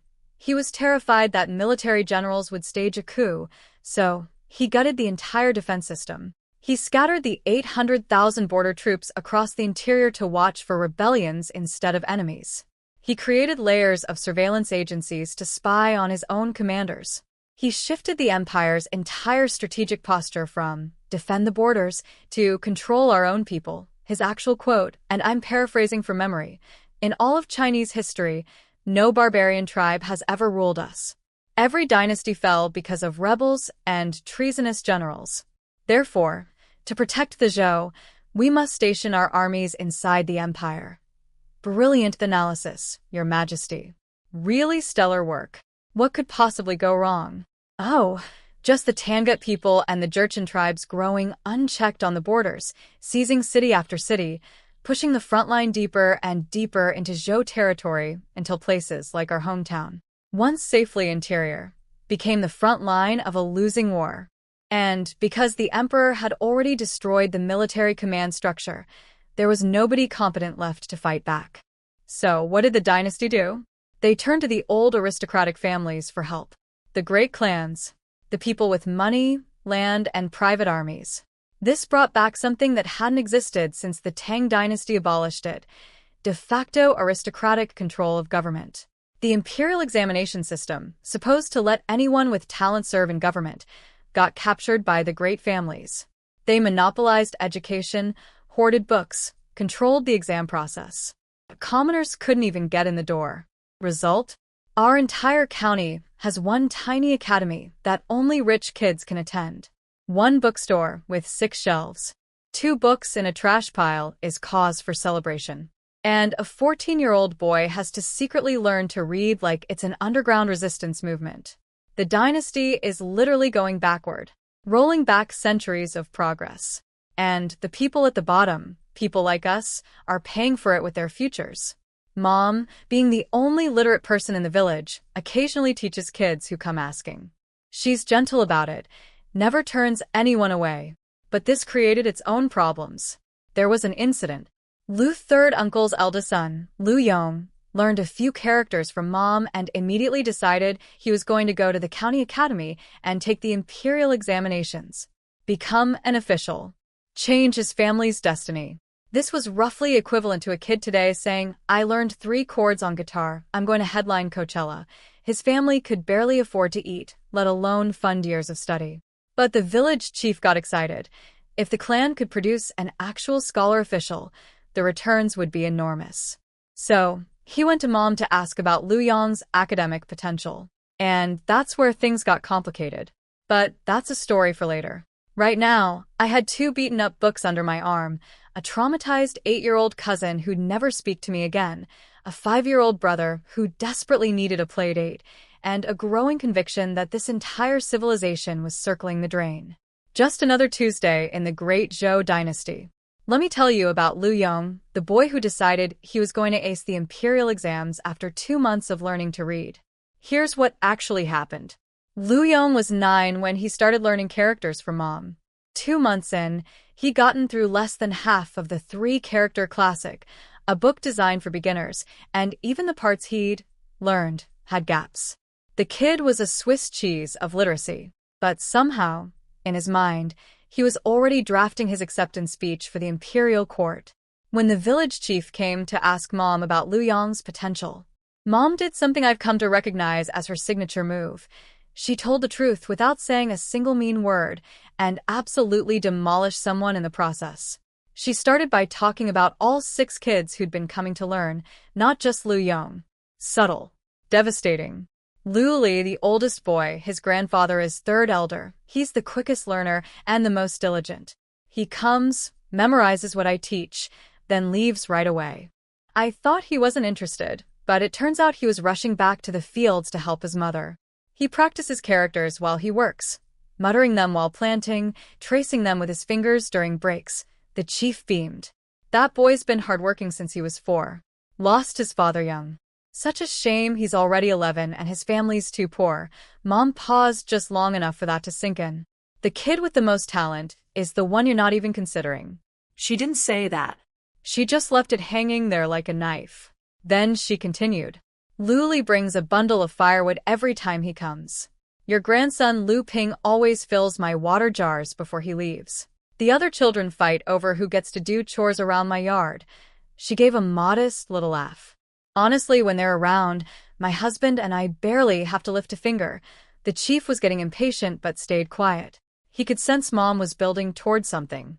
Of course, all this activity can be noisy, which has occasionally bothered Lu Yong.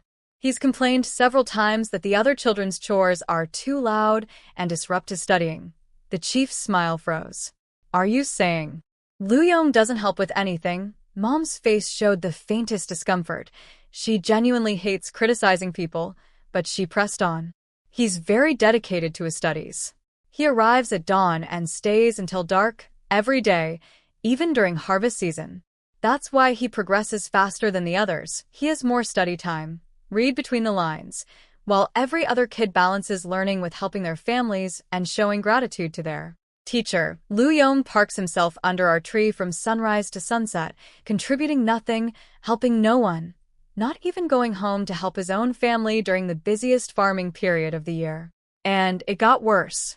He used to be friendly with the other 5 children, but lately he won't even greet them. He found out my husband knows fewer characters than he does, and now he barely acknowledges him either. The chief's face was darkening like a thundercloud. Mom took a breath and delivered the killing blow. Gently, of course, because she's Mom. He learns quickly, yes. But he remembers what he learned today and tomorrow. By day 5, many characters are gone. And he refuses to go back and review, because he considers it a waste of time. He'd rather push forward and review later. Mom's voice was kind but firm. Chief, learning requires walking before running. He wants to sprint. How can his foundation be solid? The chief stood up in silence, bowed to Mom, and left. There was nothing to say. Here's what Mom didn't tell him but told Dad later, which I overheard because eavesdropping is basically my primary hobby. The imperial exams are held every 3 years. They accept 300 people total from the entire empire. Of those 300, the vast majority come from aristocratic families with generations of education, private tutors, and personal libraries. Maybe 5 slots, 5, go to commoners in a good year. Lu Yong started learning at 9 with no books, no teachers beyond my pregnant mother, and no particular brilliance. The odds of him passing were essentially 0. But Mom could have lived with long odds if his character had been right. Grit and integrity can compensate for a lot. What she couldn't overlook was what 2 months had revealed about who he actually was. He ate at our house every day without contributing a thing. The other kids hauled firewood, carried water, swept the yard. Basic gratitude. Lu Yong sat under the tree and got annoyed when Mom made noise cooking the food he was eating. Mom was pregnant with me at the time, and apparently this particular indignity made her cry into her pillow one night when Dad wasn't looking. Her student, who she taught for free and fed for free, was irritated by the sound of her preparing his free meals. The thing is, if Lu Yong had been some rich family's kid, Mom would have kept her mouth shut. Not her business. But the Lu clan was talking about pooling resources from every family to fund this boy's education. That meant 20+ years of the entire clan scrimping and sacrificing.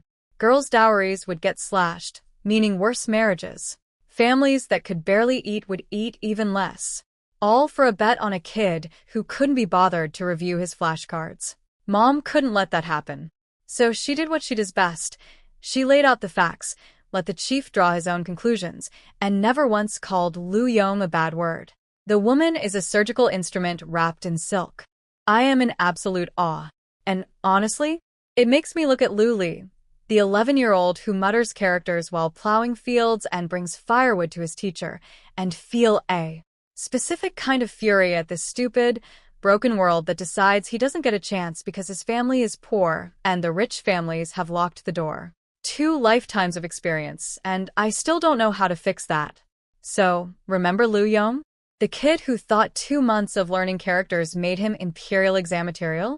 The one mom diplomatically told the village chief was not worth the investment? Yeah. He didn't take the rejection well. In his mind, he was a misunderstood genius whose brilliant future had been sabotaged by my mother's words. Never mind that he couldn't remember characters past 5 days. Never mind that he treated his free education like a hotel stay. In Lu Yong's personal narrative, he was the hero and Mom was the villain who'd crushed his destiny. So, he decided to take matters into his own hands. His parents were too poor for tuition. The clan wouldn't fund him. He needed money. And, in his 9-year-old brain, a plan formed that still makes my stomach turn when I think about it. He had a sister, 8 years old. A brother, 6 years old. He sold them. Let me say that again because I need you to fully absorb the horror. He sold his siblings. He told them they were going on a trip to town, walked them to a human trafficker, exchanged them for 10 taels of silver, then happily caught a donkey cart to the county seat to buy himself brushes, ink, paper, and books. Lu's third uncle and his wife came home from the fields that evening. No kids in the house. Figured they were out playing. Made dinner. It got dark. Still no kids. Panic set in. They called out the village. Someone mentioned they'd seen Lu Yong leading his siblings toward town earlier. Figured their parents had sent them on an errand. The village chief's gut told him something was very wrong. He grabbed Lu's third uncle, and they ran toward town. Halfway there, they found Lu Yong walking home alone, hugging a bundle. Inside the bundle, brushes, inkstones, paper, and 2 brand-new books. Lu's third uncle stared at his son. His voice was barely a whisper. "Where did you get these? And where are your brother and sister?" Lu Yong looked his father dead in the eyes, and said, with perfect calm, "I bought them. I need to study for the imperial exams. I sold my brother and sister. They'll suffer for a while, but once I pass the exams and become an official, I'll buy them back. They'll live even better lives then." The silence that followed was the loudest thing I've ever heard described. Lu's third uncle's brain short-circuited. His finger trembled, pointing at his firstborn, unable to form words. The village chief, standing right there, felt a wave of cold relief wash over him. Thank every god in heaven we didn't invest in this kid. Because think about it. A boy who would sell his 6-year-old brother and 8-year-old sister, children he'd grown up with, for textbook money? What would he do with real power? What kind of official would he become? The village chief saw the future clearly. They'd have raised a monster and called him their savior. Then Lu's third uncle lunged. He grabbed Lu Yong by the throat, slammed him to the ground, and started squeezing. His face was twisted beyond recognition, veins popping, teeth bared, eyes blood red. "I should have strangled you at birth. Where are they? Tell me where they are." Lu Yong's eyes bulged. His calm facade shattered like the cheap mask it was. He wet himself on the spot, full loss of control, the works. If the chief and the other villagers hadn't physically dragged Lu's third uncle off him, that would have been the end of Lu Yong right there in the dirt. The chief leaned over the half-dead boy on the ground. "Lu Yong, you're going to tell us exactly who you sold them to, who arranged it, and where they were taken. Because if you don't, your father will kill you. And your parents are young enough to have more children." That last line was ice-cold genius. Nothing like telling a kid who just made himself, the only son, that he's actually very replaceable. Lu Yong broke. Voice raw. He spilled everything. He'd first tried the local dealer, a woman called Fong the matchmaker, but she refused to process a sale without a parent present. Smart woman. So he left, and right outside her door, he spotted a man everyone called Yellow Tooth. Yellow Tooth was a traveling trafficker who'd come specifically to buy people from Fong's stock. The kind of buyer who supplies the Imperial Palace and worse places. Lu Yong followed Yellow Tooth to his compound, sold both siblings for 10 taels, and skipped off to go shopping.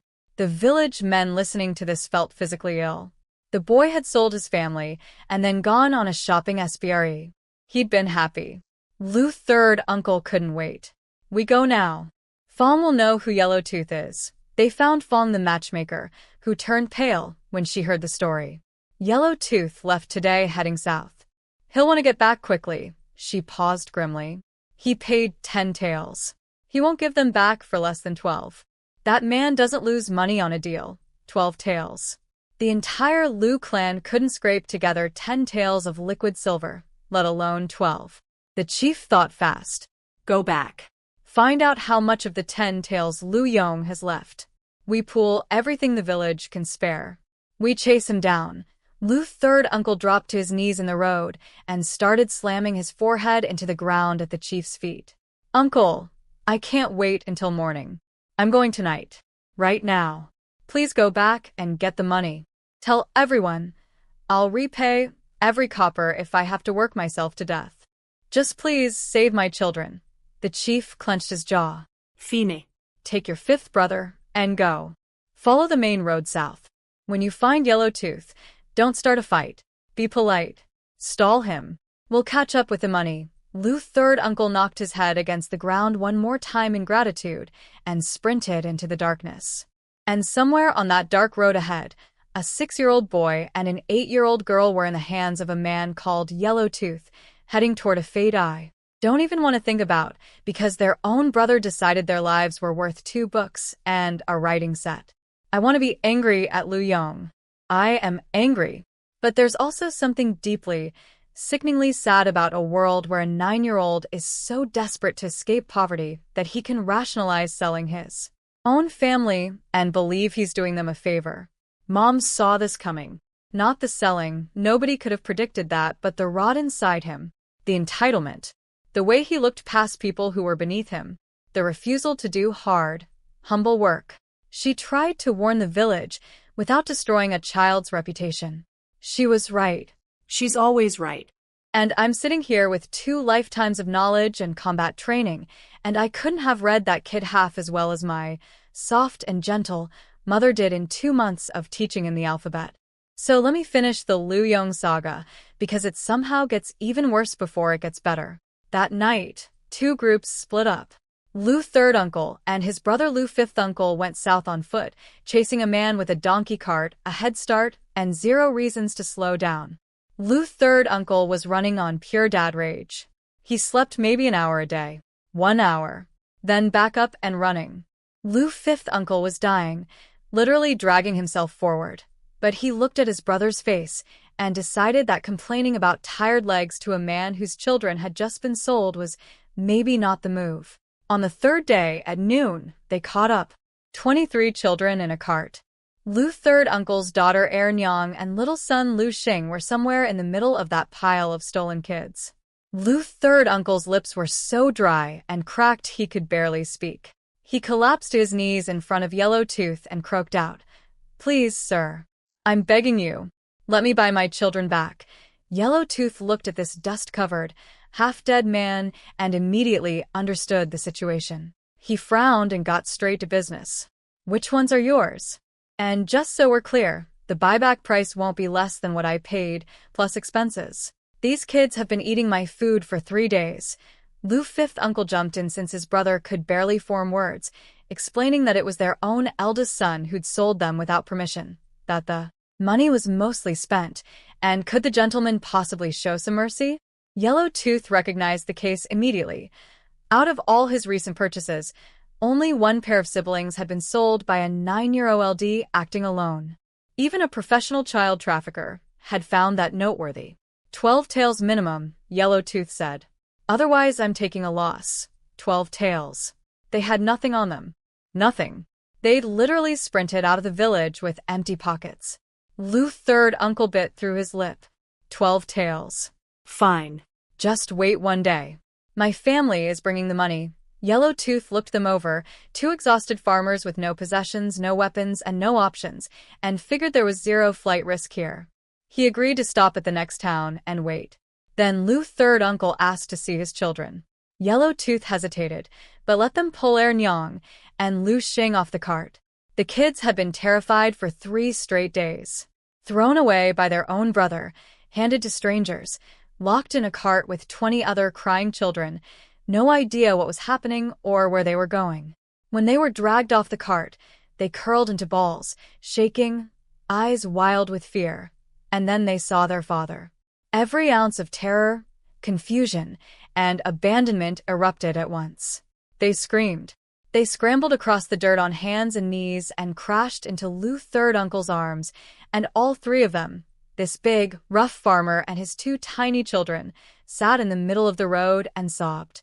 Even Yellowtooth, whose entire career is built on human misery, turned away and sighed.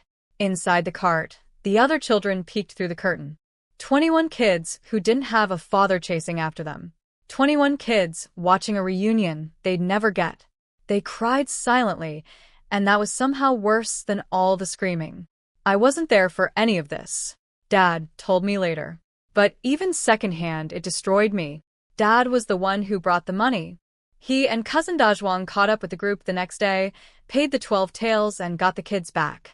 They stayed one night at the town, hired a donkey cart, and brought everyone home. Lu's third aunt saw her children walk through the gate and collapsed into them, crying so hard the neighbors could hear. Now for the accounting of this disaster. Lu Yong had spent 4.5 taels on his precious books and writing supplies. That left 5 taels and 5 chien of the original 10. The remaining 6 taels and 5 chien needed for the 12-tael buyback? 5 taels came from my dad. 1 tael 5 chien was scraped together by the entire clan, a few hundred won from each family. Dad told Lu's third uncle not to rush repaying. Pay it back whenever you can. Because that's who Dad is. The man can't afford his own wife's medicine, and he just dropped 5 taels to fix someone else's catastrophe. As for Lu Yong's punishment? Well, he got beaten. Obviously. But he was still their eldest son, still only 9, and Lu's third uncle and his wife, despite everything, couldn't bring themselves to truly hurt him. Mom and Dad counseled mercy too, saying he was young enough to learn from this. Lu's third uncle banned him from studying. Return the books to the store for a refund. The brushes and ink couldn't be returned, so Mom had Dad buy them for 3 taels, partly because we could actually use them, partly to quietly funnel money back to the devastated family. But here's where the real damage landed. The village chief looked at what had happened. A perfectly normal kid goes to learn reading, develops delusions of grandeur, and sells his own siblings within 2 months, and reached a conclusion that makes me want to scream. He banned literacy. Not officially, not with a written decree, ironic since nobody could read a decree anyway, but he told every family in the clan, if you can't afford to put your kid through the full exam pipeline, don't let them learn to read. Books give people ideas above their station. Ideas make people do crazy things. Better to stay ignorant and content than to glimpse a world you can't have and go mad reaching for it. And just like that, Mom's little informal school was over. No more kids coming to learn characters. No more firewood deliveries from Lu Li. No more water jug filling from Lu Ping. The door was closed, the key was thrown away, and an entire generation was condemned to darkness because one rotten kid couldn't handle a taste of something bigger. Is the chief wrong? I can't say he's completely wrong. That's what kills me. Lu Yong did go off the rails. Knowledge without character is dangerous. And for families on the edge of survival, a failed gamble on education could mean starvation. But I grew up under a red flag in my past life. I was raised on knowledge changes destiny. I know from 20+ years of living in a world that proved it, that literacy opens doors. Maybe not always to good places, but to more places, more choices, more chances to escape being a piece of meat on someone else's cutting board. Keeping people ignorant doesn't protect them. It just makes them easier to control. So that's why Cousin Lang whispered his request. That's why he said, don't tell my parents. Learning to read is now an act of rebellion in our village. And I'm going to be the one teaching it. I told Lang we'd meet at the mountain hollow, a little valley with soft dirt where Bowen already practices his characters.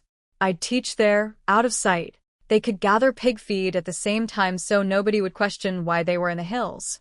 Lang's eyes lit up like someone had handed him the key to a locked room he'd been pressing his face against the window of for years. Tomorrow? He asked eagerly. Can't do tomorrow. Dad's going to the county seat and I want to tag along. But soon, very soon, this underground literacy school is happening. Call me Professor Yangling. Classes meet in a ditch. Tuition is free. Dress code is whatever you wore to the pig fields. And if the village chief finds out, we were definitely just looking for mushrooms. So, Cousin Lang had a practical concern about my county seat trip. If both you and your dad leave, who's watching your pregnant mom and little brother? Fair point. Awkward point, but fair. That's actually why I came over, I said, putting on my most charming smile. I was hoping you and Annie could check in on Mom and Bowen tomorrow. I'll buy you candy. Why do you have to go? Lang wasn't thrilled. He wanted literacy lessons, not babysitting duty. We've got a stockpile of furs that have to sell. Mom's about to pop, winter's coming, and the county merchants keep lowballing Dad because he looks who. They see his face and knock the price down every time. He's come home with unsold furs 3 trips in a row because he'd rather store them than get robbed in broad daylight. But you're just a kid who looks fully Han Chinese and won't get ethnically price gouged. Thank you very much, Lang caved. Fine. I'll ask my mom when she gets back. I beamed. Then I spotted little cousin Lin peeking out from the doorway, still sulking about the Great Bath incident of this afternoon. Cousin Lewin, would you take Bowen to play with Gooden and the other kids? Lewin marched out with maximum dignity. I suppose. But you are never to tell anyone about what you saw today. I kept my face perfectly straight. Cousin Lewin, I opened the door and was immediately expelled from the premises. I saw absolutely nothing. He processed this, decided it was acceptable, and nodded imperiously. Correct. You saw nothing. Then he grabbed Bowen's hand and announced, "Come, little cousin. I shall take you to play. Gooden's group is catching crickets at the village entrance. I don't want to catch crickets. I want to play hide and seek. You can ask them to play that. I will be catching crickets because hide and seek is for children. He's 8. 8. I watched them toddle off, the tiny prince and his tinier charge, and headed home with the Analerta tucked under my arm. Halfway there, I ran into Lu Yong. He's 18 now. 9 years since the incident. I gave him a small smile and a nod. He looked at me once, then stared straight ahead and walked past without a word. I sighed. Here's the thing about Lu Yong that nobody else seems willing to consider. He was 9. A 9-year-old who'd never left his village, never seen anything beyond dirt and hunger, who suddenly got a glimpse of a bigger world through a few written characters and went temporarily insane with wanting. I took psychology electives in college. Kids can be the softest, sweetest creatures on earth, and they can also be shockingly cruel, not because they're evil, but because they haven't developed the emotional capacity to see past their own desires. Lu Yong didn't sell his siblings out of malice. He sold them out of a 9-year-old's breathtaking inability to understand consequences. In his tiny brain, the equation was simple. Siblings now equals books now equals glory later equals everyone happy eventually. Monstrous? Yes. But also tragically childish. His siblings actually forgave him pretty quickly. Kids bounce back like that. But his parents never trusted him again, and that distrust poisoned the sibling bond from the outside. The village kids avoided him. The adults whispered. He's been a pariah for 9 years, walking through his own village like a ghost. I've tried to help. Encouraged his siblings to spend time with him. Talked to people about second chances. Nobody bought it. Mom especially. She thinks his character is fundamentally broken, beyond repair. In her world, what you do reveals what you are, and what Lu Yong did revealed something that can't be untaught. I disagree, but I also can't prove her wrong. So I just nod at him when we pass, and he just walks by without responding, and the whole thing sits heavy in my chest. But enough philosophy. I had a dad to convince. I sprinted home and squatted in front of Dad, who was sorting furs in the storeroom. Look, the book Cousin Lang found. It's the Yangling. We just saved a whole tale of silver. Now we only need to buy the 1,000-character classic for Bowen. Dad's face lit up. Really? That's great. Give it to your mother to keep safe. We should buy the 1,000-character classic on this trip. And I haven't been to the bookstore in so long. Dad, please let me come. His face closed like a door. No. I'm not leaving your mother and brother alone. I already arranged for Cousin Lang and Annie to watch them. We'll be back by nightfall. No overnight estás. No, plan B. I went to Mom. Absolutely not, Mom said. Young ladies don't go gallivanting around selling goods like common merchants. Mom's noble upbringing was showing. She'd already made her peace with me hunting in the mountains like a feral child. But commerce? With strangers? In a city? Her inner aristocrat was having palpitations. I let my shoulders droop. Mom, the regular fur trader, who used to buy from us, left the area. The new merchants see Dad's who features and slash the price every time. He's been too proud to sell at a loss, so the furs just sit in storage. After taxes, we have no cash. The baby's coming. Winter's coming. We need this money, and I'm the only one in this family who looks completely Han and can talk back to a shopkeeper without scaring them. Mom frowned. This was landing. I'm almost 11 by the old counting. I pressed. Half an adult. I'm not asking to run the stall, just be there so they don't bully Dad on price. You know I notice things other people miss. That was the move. Mom knows I'm observant. She won't say it out loud, but she knows I read situations better than most adults.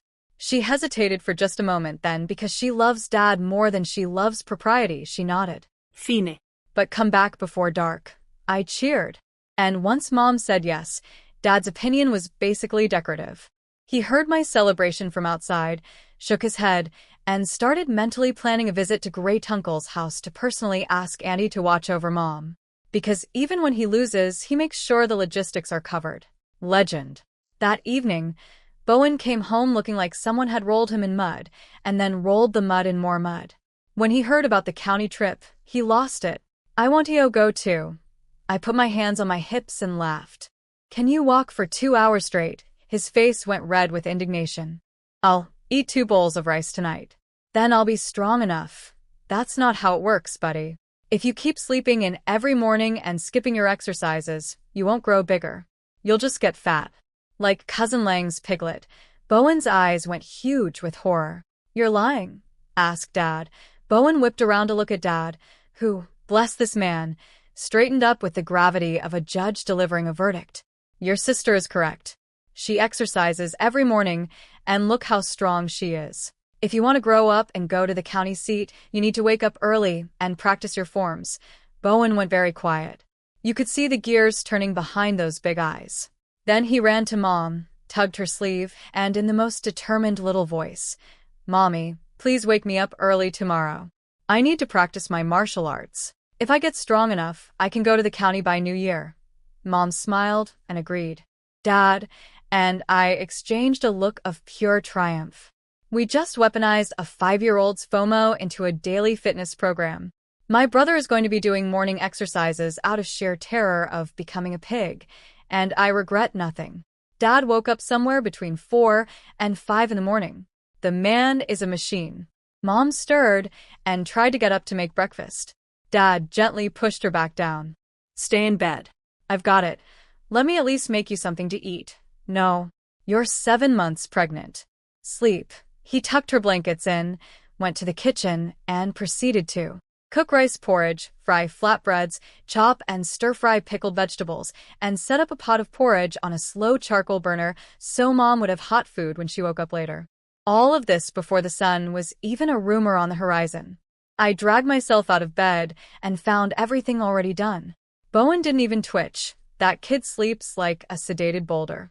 I stood in the kitchen doorway watching Dad plate everything and thought, this man is the greatest husband in ancient China. When I eventually get married, I'm using him as the benchmark and I will accept no substitutes. Up already? Wash your face and eat. We need to move. I sat down obediently and shoveled porridge into my face. Mom couldn't stay in bed. She waddled out clutching her belly, looking worried. Dad sighed but let her sit and watch. We'll be back tonight. I promise. Go sleep after we leave. Don't rush. Hire a cart back if you need to. Yangling is still a child. Don't exhaust her. I slammed down my empty bowl and struck a heroic pose. Mom. Relax. Dad's not even as strong as me. I'm not carrying anything. Walking is nothing. Mom stared at me. I could physically see the thought bubble forming over her head. Will any man on this earth ever be brave enough to marry this girl? I need to save extra for the dowry. Dad pushed the cart out, waved goodbye, and told Mom to lock the door and call on Annie if she needed anything. I climbed onto the cart. Dad, if we don't leave now, the sun will beat us there. We're going to the county, not to war. Dad reluctantly turned away, but I caught him glancing back every few steps. Mom was still standing at the gate, watching. He sped up. He knew she wouldn't go inside until she couldn't see us anymore, and the morning dew was heavy. Can't have her catching cold. These two, I swear, we're going for one day, and they're acting like a wartime deployment farewell. I snuggled under a fox pelt on the cart and tried to sleep. The road was quiet, just birdsong and the rhythmic creaking of wheels. I was out in minutes. When I woke up, the sun was just cresting the horizon, painting the sky in pinks and oranges. I yawned. Dad, what time is it? Sun's just up. We're about a third of the way there. I looked around. Trees on both sides. Dad, stop. I need to. Release water. Dad's face spasmed. He hissed. You're a girl. Where did you learn to talk like a thug? You say, I need to use the facilities, or just I need to go. Never say release water again. Yes, SIR. I hopped off the cart and ran into the trees. Okay, that was my fault. Half-asleep brain defaulted to military barracks slang from my past life. Must not let crude army vocabulary leak into this existence. Dad would have a stroke. When I came back, I grinned. Your turn, Dad. I'll watch the cart. He marched into the woods with a stiff expression and came back with his same stiff expression. The man was not over the release water comment. Dad, let me push. You sleep. He didn't argue. He rearranged the furs on the cart, lay down, pulled the fox pelt over himself, and closed his eyes. If you see strangers, wake me up. Got it. And off I went. A 9-year-old girl pushing a loaded handcart with a full-grown man sleeping on top of it. Just your average Tuesday morning commute. Here's the thing. I'm stronger than Dad.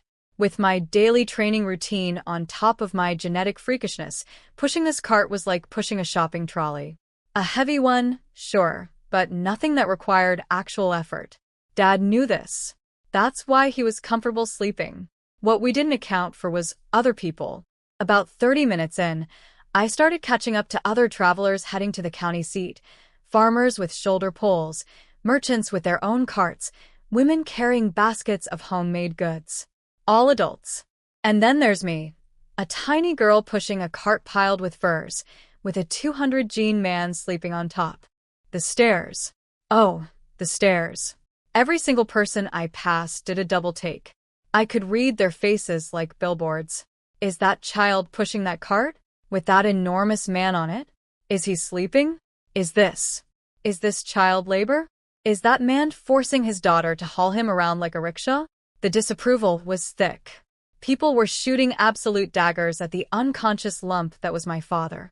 Meanwhile, I breezed past them like they were standing still, not sweating, not straining, practically whistling, which probably made it worse. They couldn't decide if they should be outraged or confused. I pushed for a solid half hour before my arms got a bit tired. I stopped, sat down to rest, and considered waking Dad. He was out. Full deep sleep. Complete trust in his daughter. Not a care in the world. It was kind of sweet, actually. He trusts me so completely that he can pass out on a moving vehicle operated by a 9-year-old in the middle of nowhere.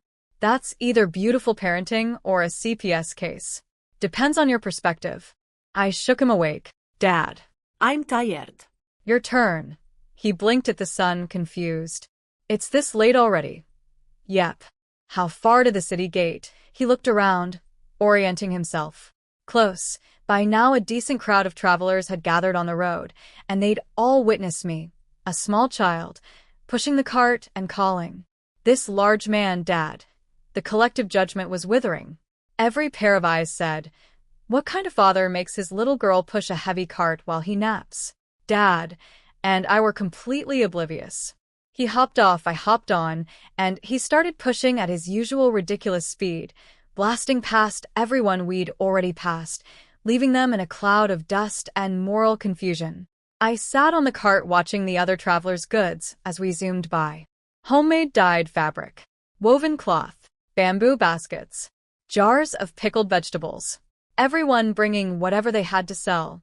All of us trying to squeeze a few coins out of a system designed to squeeze us. About 45 minutes later, I saw it. The county gate. My face split into the biggest grin. Money. Here I come. Mingshui County is technically classified as a lower county in the prefecture's rankings, but don't let that fool you.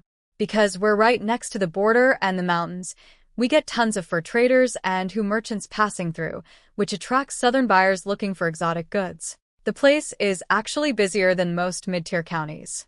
Funny how proximity to danger is great for commerce. Last time I was here was over a year ago, right before New Year. Dad had made decent money and brought the whole family to buy holiday supplies. Not much had changed since. Still noisy, still crowded, still full of people trying to separate each other from their money. Where we headed, Dad? The market district. That's where the traveling merchants buy goods. The market was a sprawling chaos of stalls, and fur trading dominated the biggest section, with medicinal herbs taking up the second largest area. Our region is famous for both. I hopped off the cart and walked beside Dad, rubbernecking like a tourist. Dad leaned down and muttered, "These merchants are the same ones from last time. They crush my prices. Let's go deeper and see if there's anyone new." I noticed the merchants clocking Dad as we passed. Their eyes would flick to him, register his appearance, and immediately dismiss him. One guy actually snorted through his nostrils. Just HHNH, like Dad was something unpleasant he'd stepped in. "Excuse me? Aren't merchants supposed to be all smiles and the customer is always right?" Dad's furs are top quality. You should be rolling out a carpet, not snorting at him like a constipated horse. We went deeper.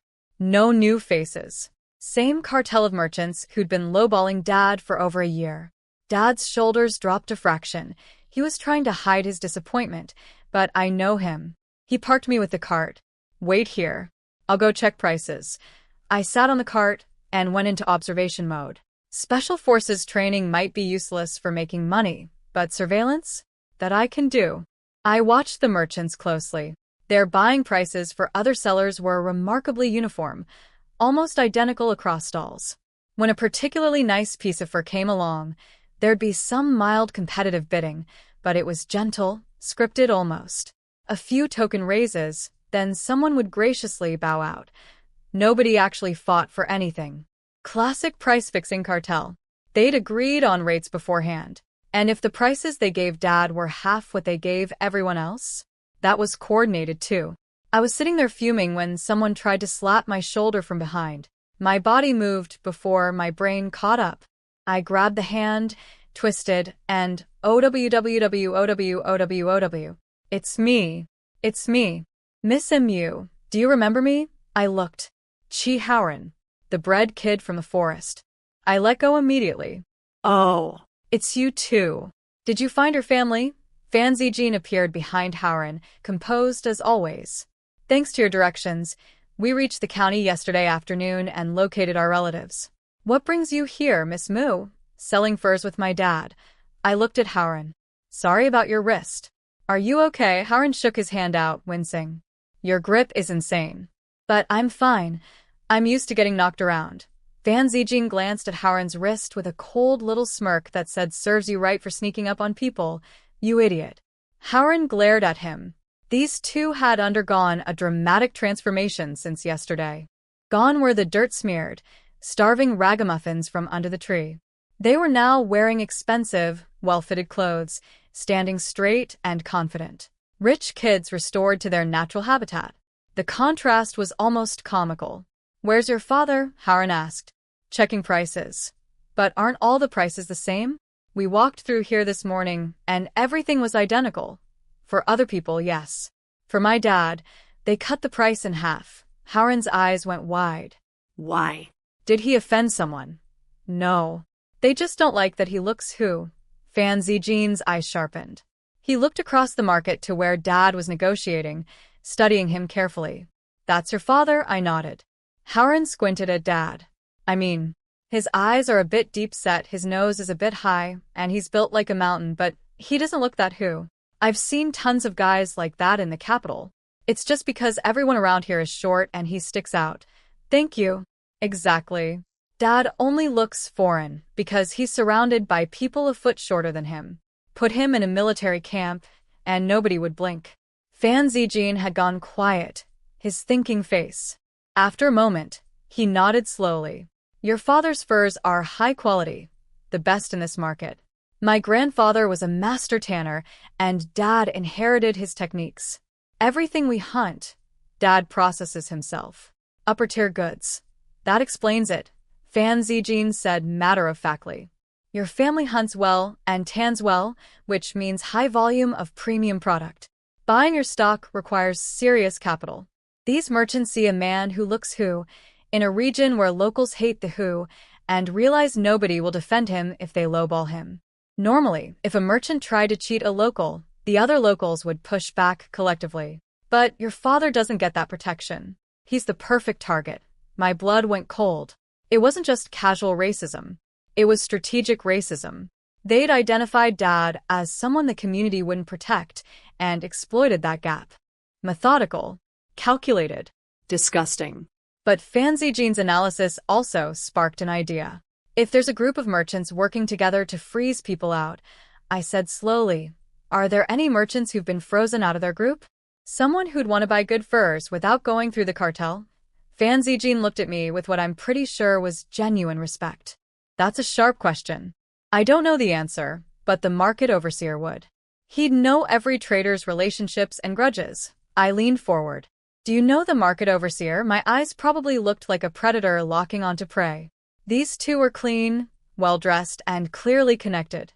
Yesterday, they were starving forest orphans. Today they were talking about summoning market officials, like it was ordering takeout. Fan Zijin smiled, the first genuinely warm smile I'd seen from him. We don't know him personally, but we can certainly arrange a meeting. If you'd like, I can have someone bring him to us. Have someone bring him. Not go ask if he's available. Not try to get an appointment. Just summon the man. Like a butler. Who are these kids? I didn't ask. But I was very, very curious. And also very, very ready to use whatever connections they had to finally get Dad a fair price for his furs. Yesterday, I gave them half a soggy flatbread and a dead chicken. Today, they might save my family's finances. Best investment ever. I was so excited, I nearly vibrated off the cart. Watch the cart for me. I yelled at the boys and sprinted across the market to get Dad. I found him drenched in sweat, still trying to negotiate with one of the merchants, practically begging the guy to raise the price even a little. The merchant was looking at Dad the way you'd look at something stuck to the bottom of your shoe. I can give you this price. Take it or get out of the way, you're blocking real customers. Dad swallowed his pride and tried again. Sir, please, you can see the quality of my furs is far above. That's when I arrived, and that's when I stopped being polite. I grabbed Dad's arm and hauled him backward. We're leaving. We don't want to sell to you. Even if you begged, we wouldn't sell. Let's go, Dad. Yangling. Dad grabbed my hand, shooting me a look. I didn't care. You always say people need to stand for something. This man's offer is a joke and his attitude is worse. There are plenty of merchants in this county. And, if not here, there's the whole prefecture. We don't need him. I'm stronger than Dad, so when I pulled, he came with me. The merchant opened his mouth to yell something nasty, but I turned and gave him a look, the look I used to give enemy combatants right before things got physical. And he shut up. The crowd around us was watching him, and he was smart enough to know that berating a little girl in public was bad optics, even for a scumbag. Once we were clear, Dad deflated. If we don't sell to them, who do we sell to? Dad, I told you I never planned to sell to those guys. These merchants have factions and rivalries. We just need to find the ones being squeezed out and offer them our business. I sent you to check prices, so we'd have data for negotiations later. But it doesn't matter now because we ran into some very helpful people. Dad looked alarmed. You didn't get scammed, did you? I dragged him back to the cart before he could spiral. Dad, this is Master Chi. This is Master Fan. I helped them out yesterday, and they've already sent someone to bring the market overseer to us. Gentlemen, this is my father. Chi Haoren and Fan Zijin bowed politely. Mr. Mu, we've already sent for the overseer. Shall we find somewhere to sit while we wait? Dad took one look at their silk clothes, their confident posture, their effortless aristocratic bearing, and the tension left his shoulders. These were clearly not con artists. Con artists don't dress like they own the building. Perhaps. The tea stall? Dad suggested, slightly embarrassed because a tea stall was the fanciest thing he could offer. Perfect, Fan Zijin smiled, and they led the way. We ordered one pot of tea, economy package, and sat down. I noticed two men at a table diagonally across from us, trying very hard to look casual while watching our every move. Bodyguards. Military trained by the way they carried themselves, wide stances, constantly scanning. These weren't hired thugs. These were soldiers. I filed that observation away and chugged my tea. Chi Haoran, meanwhile, was obsessing over something else entirely. My grip strength. Miss Mu, your hands were so fast back there, and so strong. How did you train? What technique is that? His eyes were literally locked on my hands like they were sacred artifacts. If Dad hadn't been sitting right there, I think this kid would have grabbed my hands and started measuring my finger bones. It's natural, I said casually. I was born strong. Oh, come on, Haoran protested. If you don't want to tell me, fine, but don't make things up. Fan Zijin tugged his sleeve. Shut up, that was rude. Then he smiled apologetically at me. Please forgive Haoran. He's forthright. He meant no offense. I gave Fan Zijin a look. That was a very diplomatic way of calling me a liar, while pretending to apologize. Forthright. Huh? So Haoran is forthright, and I'm what, secretive and scheming? Master Chi, I said evenly, I'm not lying. It's genetic. Dad jumped in with his reliable, good-natured honesty. She's telling the truth. My ancestors were naturally powerful. That's where my strength comes from, and my daughter inherited it too.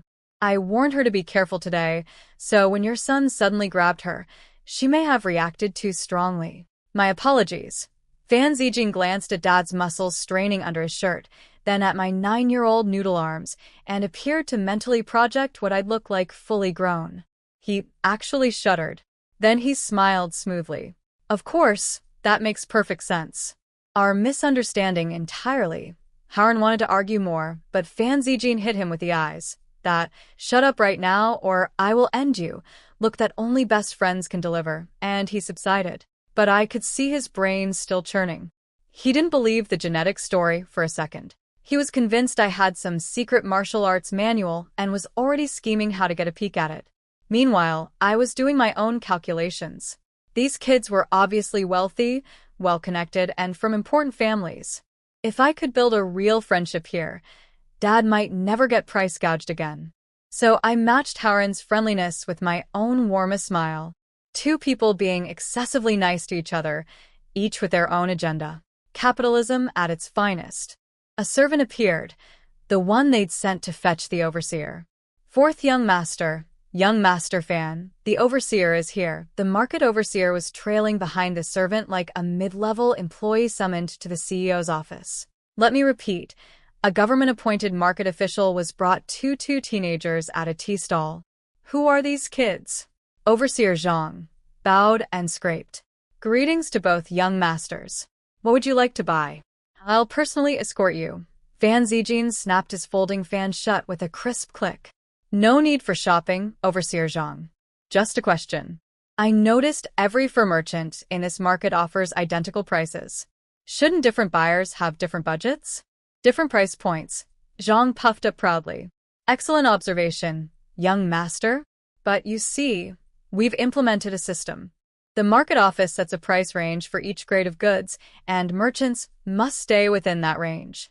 This protects local sellers from being cheated while ensuring fair trade for all. We even have inspectors patrolling for violations. So, you guarantee that quality goods receive quality prices? Absolutely. No exceptions. Fan Zijin, with the timing of a stage magician, reached behind him, pulled a fox pelt from our cart, and held it up. Then tell me, Overseer Zhang, what would you say this is worth? The trap was set. The question was loaded. And Overseer Zhang had no idea what he'd just walked into. I sip my tea and try not to grin. Overseer Zhang rubbed the fox pelt between his fingers like a sommelier evaluating wine and nodded appreciatively. This is premium quality. Worth at least 4 taels of silver. Fan Zijin turned to Dad with the casual grace of a courtroom lawyer about to destroy a witness. Mr. Mu, what price did those merchants offer you? Zhang's face did a tiny spasm when he noticed Dad sitting there. You could practically watch the, oh no, travel from his brain to his eyebrows. 2 taels, Dad said quietly. Fan Zijin turned back to Zhang with a smile, so sweet it could cause cavities. Overseer, that seems like quite a significant discrepancy, wouldn't you say? Zhang started sweating. Well, perhaps those merchants simply didn't recognize the quality. Tell you what, let me introduce you to some other buyers. Very fair people, I assure you. Right. Other buyers. You mean the same cartel that's been robbing my dad for 2 years? Just with a government escort this time? No thank you. Fan Zijin was ready to accept this and call it even. He'd done enough to repay our flatbread debt. But I was not done. This was a one-time fix. Next month, Dad would be right back in the same trap with no rich teenagers to summon market officials for him. I needed something permanent. I put on my most adorable, most innocent smile, the one with the dimple, and piped up. Overseer Zhang, my daddy isn't very good with words, and I'm just a little girl, so I'm worried those merchant gentlemen might not like dealing with us. Are there any buyers here who are, also not part of the popular group? Like us? Zhang glanced at me. I could see him thinking. Not good with words. Kid, you just played me like a fiddle. But he answered anyway. Actually, there are 2 merchants from Wenzhou who keep to themselves. They set up in the north corner, away from the others. Would you like to try them? I looked at Dad. Dad bowed. We'd appreciate an introduction. Here's what I'd already figured out. If the main merchant group was from Hangzhou and operated as a block, then outsiders from a completely different region would have no loyalty to the cartel. They'd be hungry for good product and willing to pay fair prices. The enemy of my enemy is my customer. Zhang led us to the north corner, where 2 merchants, Jiang Rong and Guokai, were sitting behind their stall looking like the last kids picked for dodgeball. The main market was a river of foot traffic, and their corner was a desert. They had fair prices but no connections, so all the premium furs went to the Hangzhou block before these 2 ever got a look. Their eyes went wide when Zhang walked up with an entourage that included 2 obviously wealthy teenagers and a man the size of a wardrobe. I broke the ice before anyone could overthink it. Hello, uncles. These are our family's furs. Please take a look. My dad's tanning skills are the best in all of Chili Township. Jiang Rong picked up the fox pelt. Turned it over, stretched it, checked every inch. He caught Guokai's eye and gave a tiny nod. Both men were trying very hard to contain their excitement. Guokai cleared his throat. This is excellent quality. How many fox pelts do you have? 5, Dad said, already perking up. May we see them all? Dad carefully unrolled his bundle. 5 gorgeous fox pelts, each one flawless. The merchants examined them like jewelers appraising diamonds. Then came the moment of truth, the price negotiation. Jiang Rong smiled carefully. These are truly fine. What price did you have in mind, mister? Mu? Dad opened his mouth. He was going to say 3 taels. I could feel it, so I jumped in half a syllable ahead of him. Why don't you gentlemen offer first? If it works for us, we deal. If not, we negotiate. Fair. Jiang Rong and Guokai exchanged a look of surprise and newfound respect. They knew exactly what I'd just done. Whoever names a price first is at a disadvantage. Business 101. And a 9-year-old girl had just outmaneuvered them on it. They huddled briefly. Guokai bit his lip. I could see him calculating margins, thinking about the capital they'd borrowed, the debts back home, the wives and children waiting, and said, for taels per pelt, that was the market value. What Zhang himself had estimated. These guys were offering fair price without even being pushed. Dad and I exhaled simultaneously. Deal, we said together. The fox pelts were sold. 20 taels for 5 pelts. Dad's eyes were doing the thing where they go slightly unfocused because his brain is recalculating our entire financial situation in real time. Next came the rabbit furs. Easy sell. Southern nobles love rabbit. And then the wolf pelts. which were trickier. Wenzhou is too far south for wolf fur fashion. But Jiangrong and Guokai only hesitated for a moment before buying those too, at fair prices across the board. I watched them count out the silver, and my eyes went to slits. Purejay. I looked like a cat in a sunbeam. Final tally, 48 taels of silver. 48 taels. For context, those cartel merchants were offering us maybe 12 to 15 for the same goods. We just quadrupled our expected income because 2 Wenzhou merchants got fair product and we got fair prices, and everybody won except the Hangzhou jerks who can go kick rocks. Jiang Rong leaned forward, suddenly earnest. Mr. Mu, if you have more furs in the future, please come to us first. And if anyone else in your village has quality pelts, bring them too. I won't say our prices are the highest, but they'll always be honest. Dad nodded, genuinely moved. You have my word. I'll be back. Both merchants broke into huge grins. They'd just locked down a reliable supplier of premium furs that the entire Hangzhou cartel had been too racist to properly buy from. Their loss. Jiang and Guo's gain. We all thanked Overseer Zhang. And then Dad did something that made me twitch. He pulled out 5 taels and pressed them into Zhang's hand. For the market tax, sir. 5 taels tax on 48 taels of sales. I mean, it stung. But Zhang wrote out a receipt, pocketed the money, and turned to Fan Zijin and Shi Haoran with his most ingratiating smile. Young masters, might I have the honor of accompanying you around the market? Nah, Haoran said with the bluntness of someone who's never had to be polite to authority figures in his life. We're good. Go to your job. Zhang took it in stride and vanished. And just like that, in the space of one morning, we went from desperate, price-gouged hunters to merchants with 48 taels of silver, 2 reliable trade partners, and an overseer who owed us a favor. All because I gave 2 strangers half a spit-covered flatbread in the woods. Return on investment. Infinite. Overseer Zhang leading us past the fur cartel did not go unnoticed. Every merchant in that section tracked our little parade, and when they saw Dad selling to the Wenzhou guys at full price, their faces went through a whole weather system. Cloudy, stormy, and settling on, quietly murderous. They also clocked Shi Haoran and Fan Zijin standing next to us, clearly rich and clearly connected, and most of them had the survival instincts to swallow their anger. You don't pick fights with people who can summon government officials like Uber drivers. Most of them, anyway. A few of the pettier ones were giving us death glares, mentally adding Dad to their grudge lists. They'd been playing the long game, starved Dad out on price until he caved, then buy premium furs at bargain rates forever. We'd just blown up their entire strategy. Shi Haoran, bless his confrontational little soul, noticed the hostile stares and glared right back. Full intensity. The kind of look that says, I am 12 years old, and I will fight every single one of you. The merchants suddenly found their shoes very interesting. Haoran snorted triumphantly and turned to me. Need to go anywhere else? I'll come with you. We want to check out the grain shops. Cool, I'll tag along. Fan Zijin frowned at his cousin. I could read his expression perfectly. We repaid the debt. Why are we still here?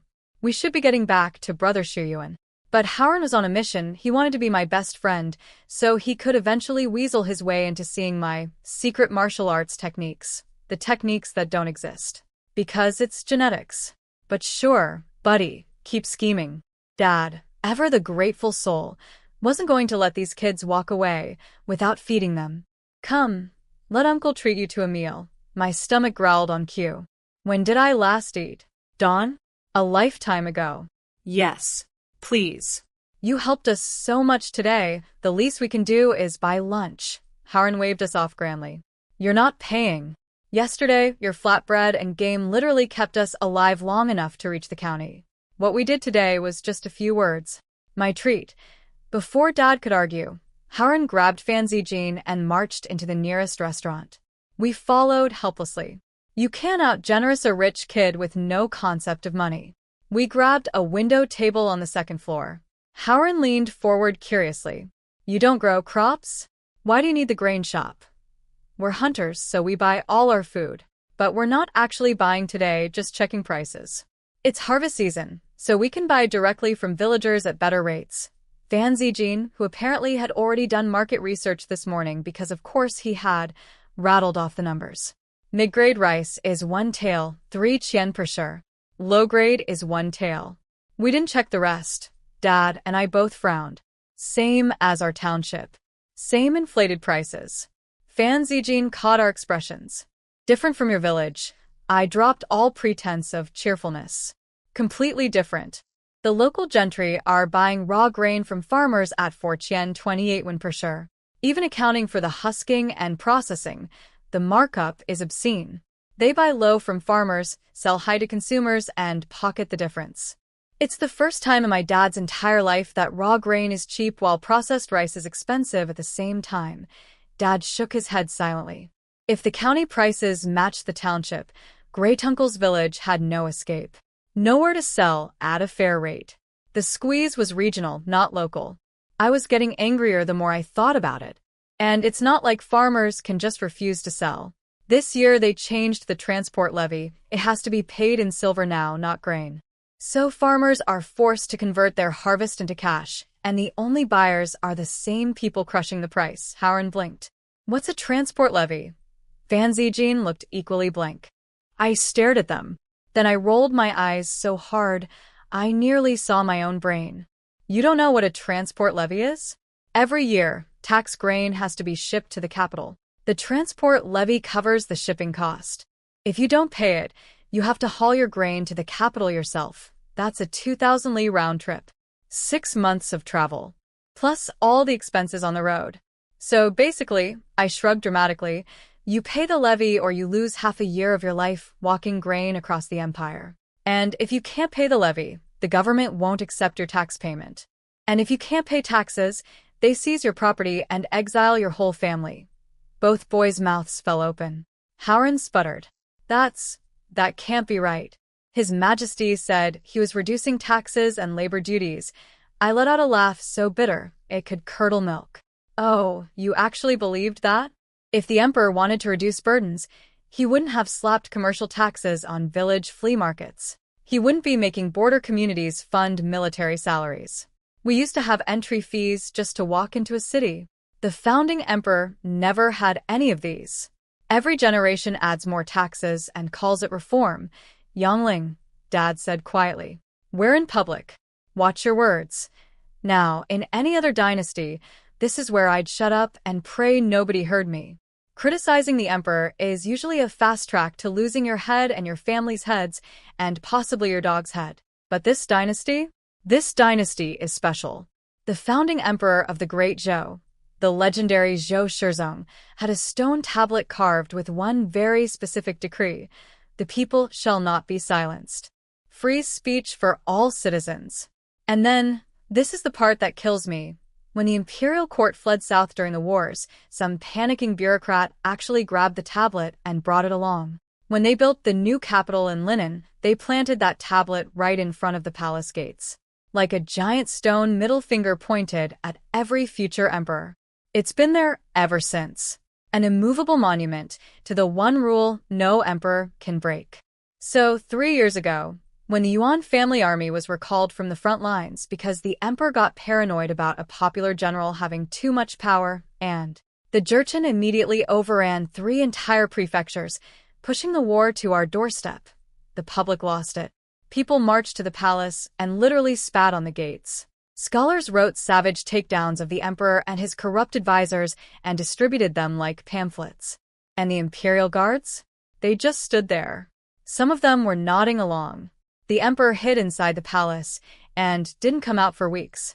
Eventually, he issued a formal self-criticism decree, basically a public apology for being terrible, which calmed things down enough for people to stop hawking loogies on imperial property.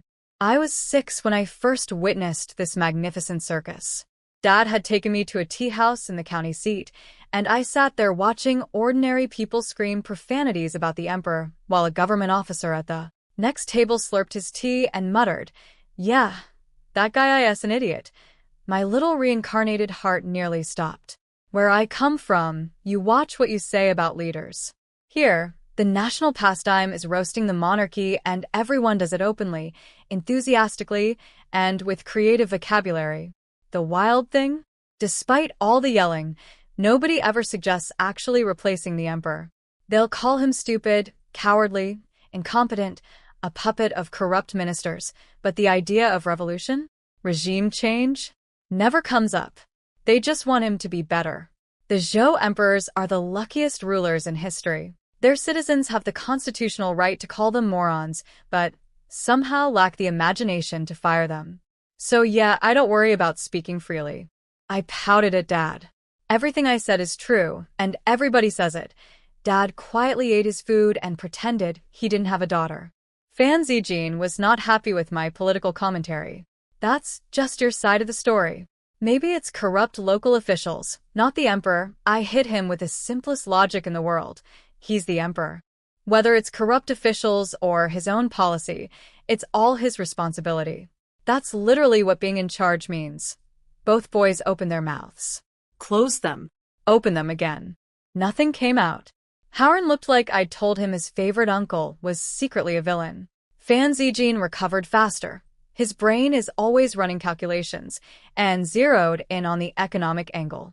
So you're saying grain is cheap in the countryside, but rice is expensive in the cities. Exactly. Whether it's the local gentry, the government, or both working together, the result is the same. Farmers are getting crushed from both ends. The only silver lining is that the military levy is still collected in grain. If they switched that to silver too, people would literally stop being able to survive. The mood at the table was about as cheerful as a funeral buffet. I decided to wrap things up. Seriously, thank you both for today. If you ever come to Linshan village, I owe you a feast. Mountain delicacies, as much as you can eat. Howren's gloom evaporated instantly. You promise? Because I will show up, and I will hold you to that. I thumped my chest. We may not have much, but wild mountain food? We've got that in bulk. This was true. Living at the base of a mountain means mushrooms, wild herbs, game, and every forest delicacy you can imagine are basically free. Of course, since everyone around here also lives near mountains, nobody's particularly impressed by it. But for city kids, it'd be a novelty. Dad and I said our goodbyes and headed off with our 48 taels of silver and considerably lighter cart. Now, what happened next I wasn't there for, but I pieced it together later from bits and pieces, so bear with me. The second we were out of earshot, Fan Zijin turned on Howren. Why are you being so friendly with her? Howren looked at him like he'd asked why water is wet. Because we're friends. We've met her twice. That doesn't make us friends. She helped us, we helped her. That's literally how friendship works. What's your problem? Fan Zijin's problem, of course, was that I have Hu ancestry, suspicious combat skills, and appeared conveniently close to wherever they were hiding. His conspiracy brain was doing backflips. Could I be a Hu spy? A government agent? An assassin sent by their enemies? Buddy, I'm a 9-year-old who gave you a flatbread. Calm down. While Howren was pouting at Fan Zijin's paranoia, a hand swung at the back of his head from behind. What happened next was pure reflex. Howren sensed the incoming strike, ducked, shoved Fan Zijin behind him with his left hand, and grabbed the attacker's wrist with his right, all in one fluid motion, eyes sharp as knives. Then he saw who it was. Big brother? Qi Shuyun, the older brother they'd been traveling across the country to find, was standing right there, hand still caught in Howren's grip. He'd apparently been upstairs in the same restaurant the entire time, had ordered food, saw us sitting with his brother, and decided to wait rather than interrupt. His servant Shi Jian confirmed it with a grin. The young master's been watching from upstairs. He ordered a whole table of food waiting for you, but didn't want to intrude on your guests. Howren processed this information and immediately latched onto the most important detail. Did you finish all the food? Shi Jian blinked. No? There's a lot left. The young master couldn't eat it all alone. Did you pay the bill yet? Not yet. Howren's face split into a grin. Perfect. I'm still hungry. Let's go eat the rest. And whatever we can't finish, we're packing to go. Every servant present stared in disbelief. This was apparently not normal behavior for the fourth young master of the Qi family. Fan Zijin understood though. His expression tightened with guilt. They'd spent weeks on the run, starving, scrounging, eating half a flatbread between them like it was a banquet. You don't bounce back from that in one day. Howren's body still thought every meal might be his last. And it hit Fan Zijin that Howren had gone hungry largely because of him. Fan Zijin was the slower one, the weaker one, the one who needed carrying. Without that dead weight, Howren probably would have made the journey in half the time with half the suffering. But the person feeling it the most was Qi Shuyuan. This was his little brother, the fearless, reckless, spoiled brat who'd never known one in his life, now asking to doggy bag restaurant leftovers. The kid who used to be an untouchable little emperor was flinching at sudden movements and rationing food at a table full of dishes. Xu Yuan reached over and touched Howren's head, gently, and I'm told his eyes went dangerously shiny for a moment before he blinked it away. Okay, he said, voice perfectly steady. Let's go eat. Order whatever you want. We'll pack the rest. Howren didn't notice the emotion. He was too busy speed-walking back upstairs. But here's the part that apparently made Xu Yuan's heart shatter into approximately 1 million pieces. During our lunch together, Howren had barely eaten. Not because he wasn't hungry. He was starving, but because he'd noticed that I was eating enthusiastically and assumed I must be desperately hungry too. So he'd held back, letting me have most of the food, because he thought my family was too poor to eat well. He didn't know that I eat like a dump truck at every meal because I have the metabolism of a furnace and the appetite of a draft horse. I wasn't desperately hungry. That's just how I eat. So this 12-year-old boy sat through an entire meal with his stomach screaming, giving up food for a girl he'd met twice because he thought she needed it more. Back upstairs, Xu Yuan ordered 2 more meat dishes and watched his brother inhale food like a vacuum cleaner. Howren's cheeks were puffed out like a chipmunk, and he was chewing and glaring at Xu Yuan simultaneously because Xu Yuan had also dropped this bomb. Rest up. We're heading to the military camp this afternoon. Tutors. You're going back to studying. Howren's chipmunk cheeks froze. Then, no. Big brother, I want to join the army. I want to train. I don't want to read books. You're 12. You're studying. And a discussion. I'm not a scholar. I'm a warrior. You can't make me. Do you want me to beat you? Because I will beat you. Howren puffed up like an angry blowfish, cheeks still full of food, eyes round as coins, unable to actually speak because his mouth was packed solid, so he just made furious MMPH noises while nodding his head desperately at Fan Zijin for backup. Fan Zijin, who normally would have let Howren twist in the wind for entertainment value, actually felt sorry for him. Cousin Xu Yuan, Howren really isn't built for academics. What if he studied half the day and trained the other half? Otherwise you'll chain him to a desk and his mind will be in the training yard anyway. Howren nodded so violently he nearly choked, cheeks still bulging, eyes pleading like a puppy who's been told the walk is cancelled. Fan Zijin put his hand over his face. He couldn't look at him. Xu Yuan's eyes flickered with hidden laughter, but his face stayed stern as granite. I'll consider it. The translation of I'll consider it from Big Brother to English. Yes, fine, you win, but I refuse to give you the satisfaction of knowing it right now. So, these are the people I accidentally befriended by sharing bread in a forest. A 12-year-old martial arts prodigy from a clearly powerful military family, his genius bookworm cousin with trust issues, and their older brother, who commands an actual army camp. Not bad for half a flatbread. Okay, I wasn't there for any of this. But I eventually learned enough to piece the story together, and let me tell you, when I found out who I'd been casually sharing soggy flatbread with, I nearly swallowed my own tongue. Qi Shuyuan, the big brother Howren had been trying to reach, is the commanding general of the Western Camp, a 4th-rank military officer, the highest-ranking soldier in the entire Western garrison. He's stationed at Xingqing Pass in Shunjing County, and his job is literally defend the border or everyone dies. He's 20, maybe 21, and he runs an entire military camp. Let me put the family tree together for you because it's a lot. Their dad, Qi Feng, is a 4th-rank censor in the Imperial Censorate back in the capital. So, father is a senior government official, eldest son is a military general of equal rank, and the 12-year-old I fed a flatbread to is the 4th son of one of the most connected families in the empire. I gave the scion of a political military dynasty my spitbread. Now, why was Howren running across the country with Fan Zijin like a pair of homeless raccoons? Family drama. The ugly kind. Xu Yuan left home at 16 because he and his father don't get along. The chief family considers themselves scholars. Military service is beneath them, apparently.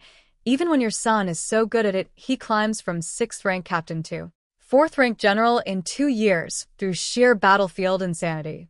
The family would rather pretend he doesn't exist than admit a chi man swings a sword for a living. Xu Yuan clawed his way up without family support, partly on talent, partly because he has 2 uncles who are also generals, and mostly because the man fights like he has a personal vendetta against being alive. He has a reputation for charging into battle like death is an inconvenience he refuses to schedule. His only connection to the family back home was Howren. Letters every month, updates on his little brother's life, the one thread of warmth in an otherwise cold family picture. Then, half a month ago, Xu Yuan got word that Howren and Fan Zijin had left. Just gone. A letter on the table and 2 empty beds. Xu Yuan's blood pressure probably set records.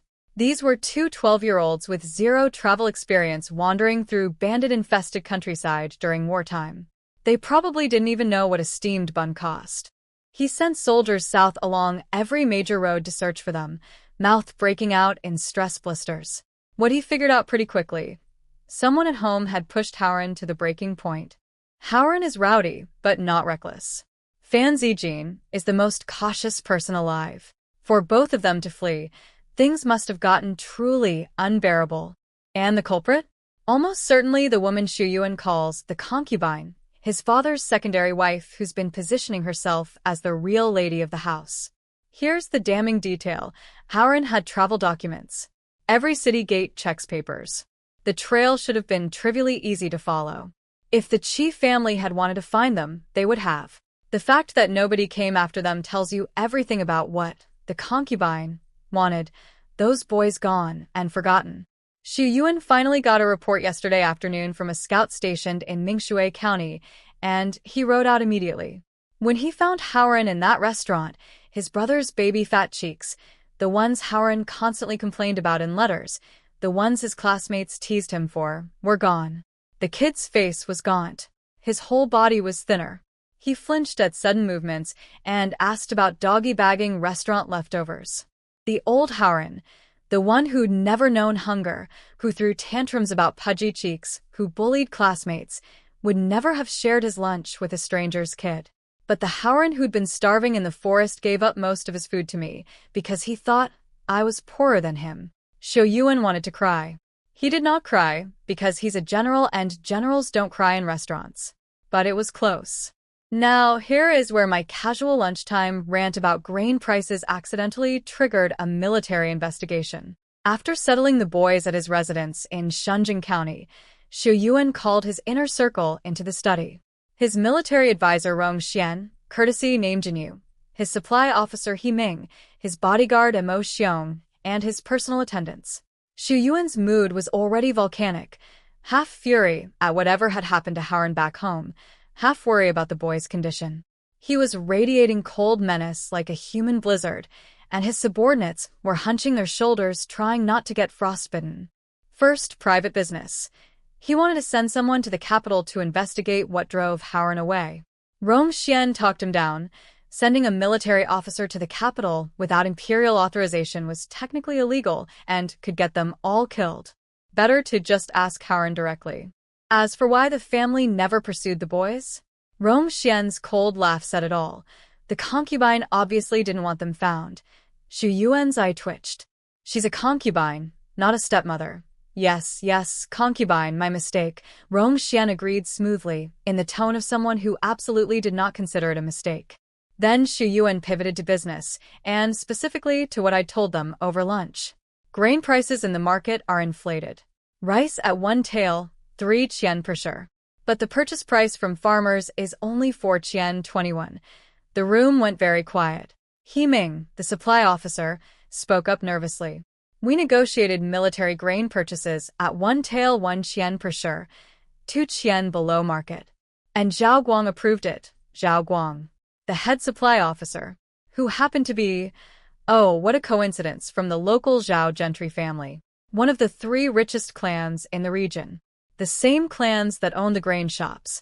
The same clans that were crushing farmers' prices while inflating retail costs. Xu Yuan's eyes went arctic. So the people selling us grain at a discount are buying it from farmers at 1/3 the retail price. We're paying 1 tael 1 qian for rice they acquired at 4 qian. They're making a massive margin, and we're supposed to feel grateful for the deal. Himing looked like he wanted to dissolve into the floor. Rong Xian was already 3 steps ahead. If we let this continue, we're complicit. The farmers get squeezed. They blame the army because it's our grain purchases creating the demand. And when they're desperate enough to revolt, guess who has to put it down? US. We take the blame and do the dirty work while the gentry counts their silver. Exactly, Himing muttered, face dark. We get none of the profit and all of the consequences. Xu Yuan nodded with the grim satisfaction of a man whose suspicions had just been confirmed. Himing, go directly to the villages and buy grain from farmers at fair prices. Do not squeeze them. Rong Xian, investigate Zhao Guang. I want to know everything. There's no way he didn't know about this scheme. Rong Xian nodded. He knew what investigate meant in this context. Zhao Guang's days in the western camp were numbered. Himing had been planning to exploit the cheap grain himself, buy low during harvest, save the army money. But one look at his general's face told him that particular plan was now a fantastic way to get fired. Yes, General. I'll handle it with fairness. See that you do.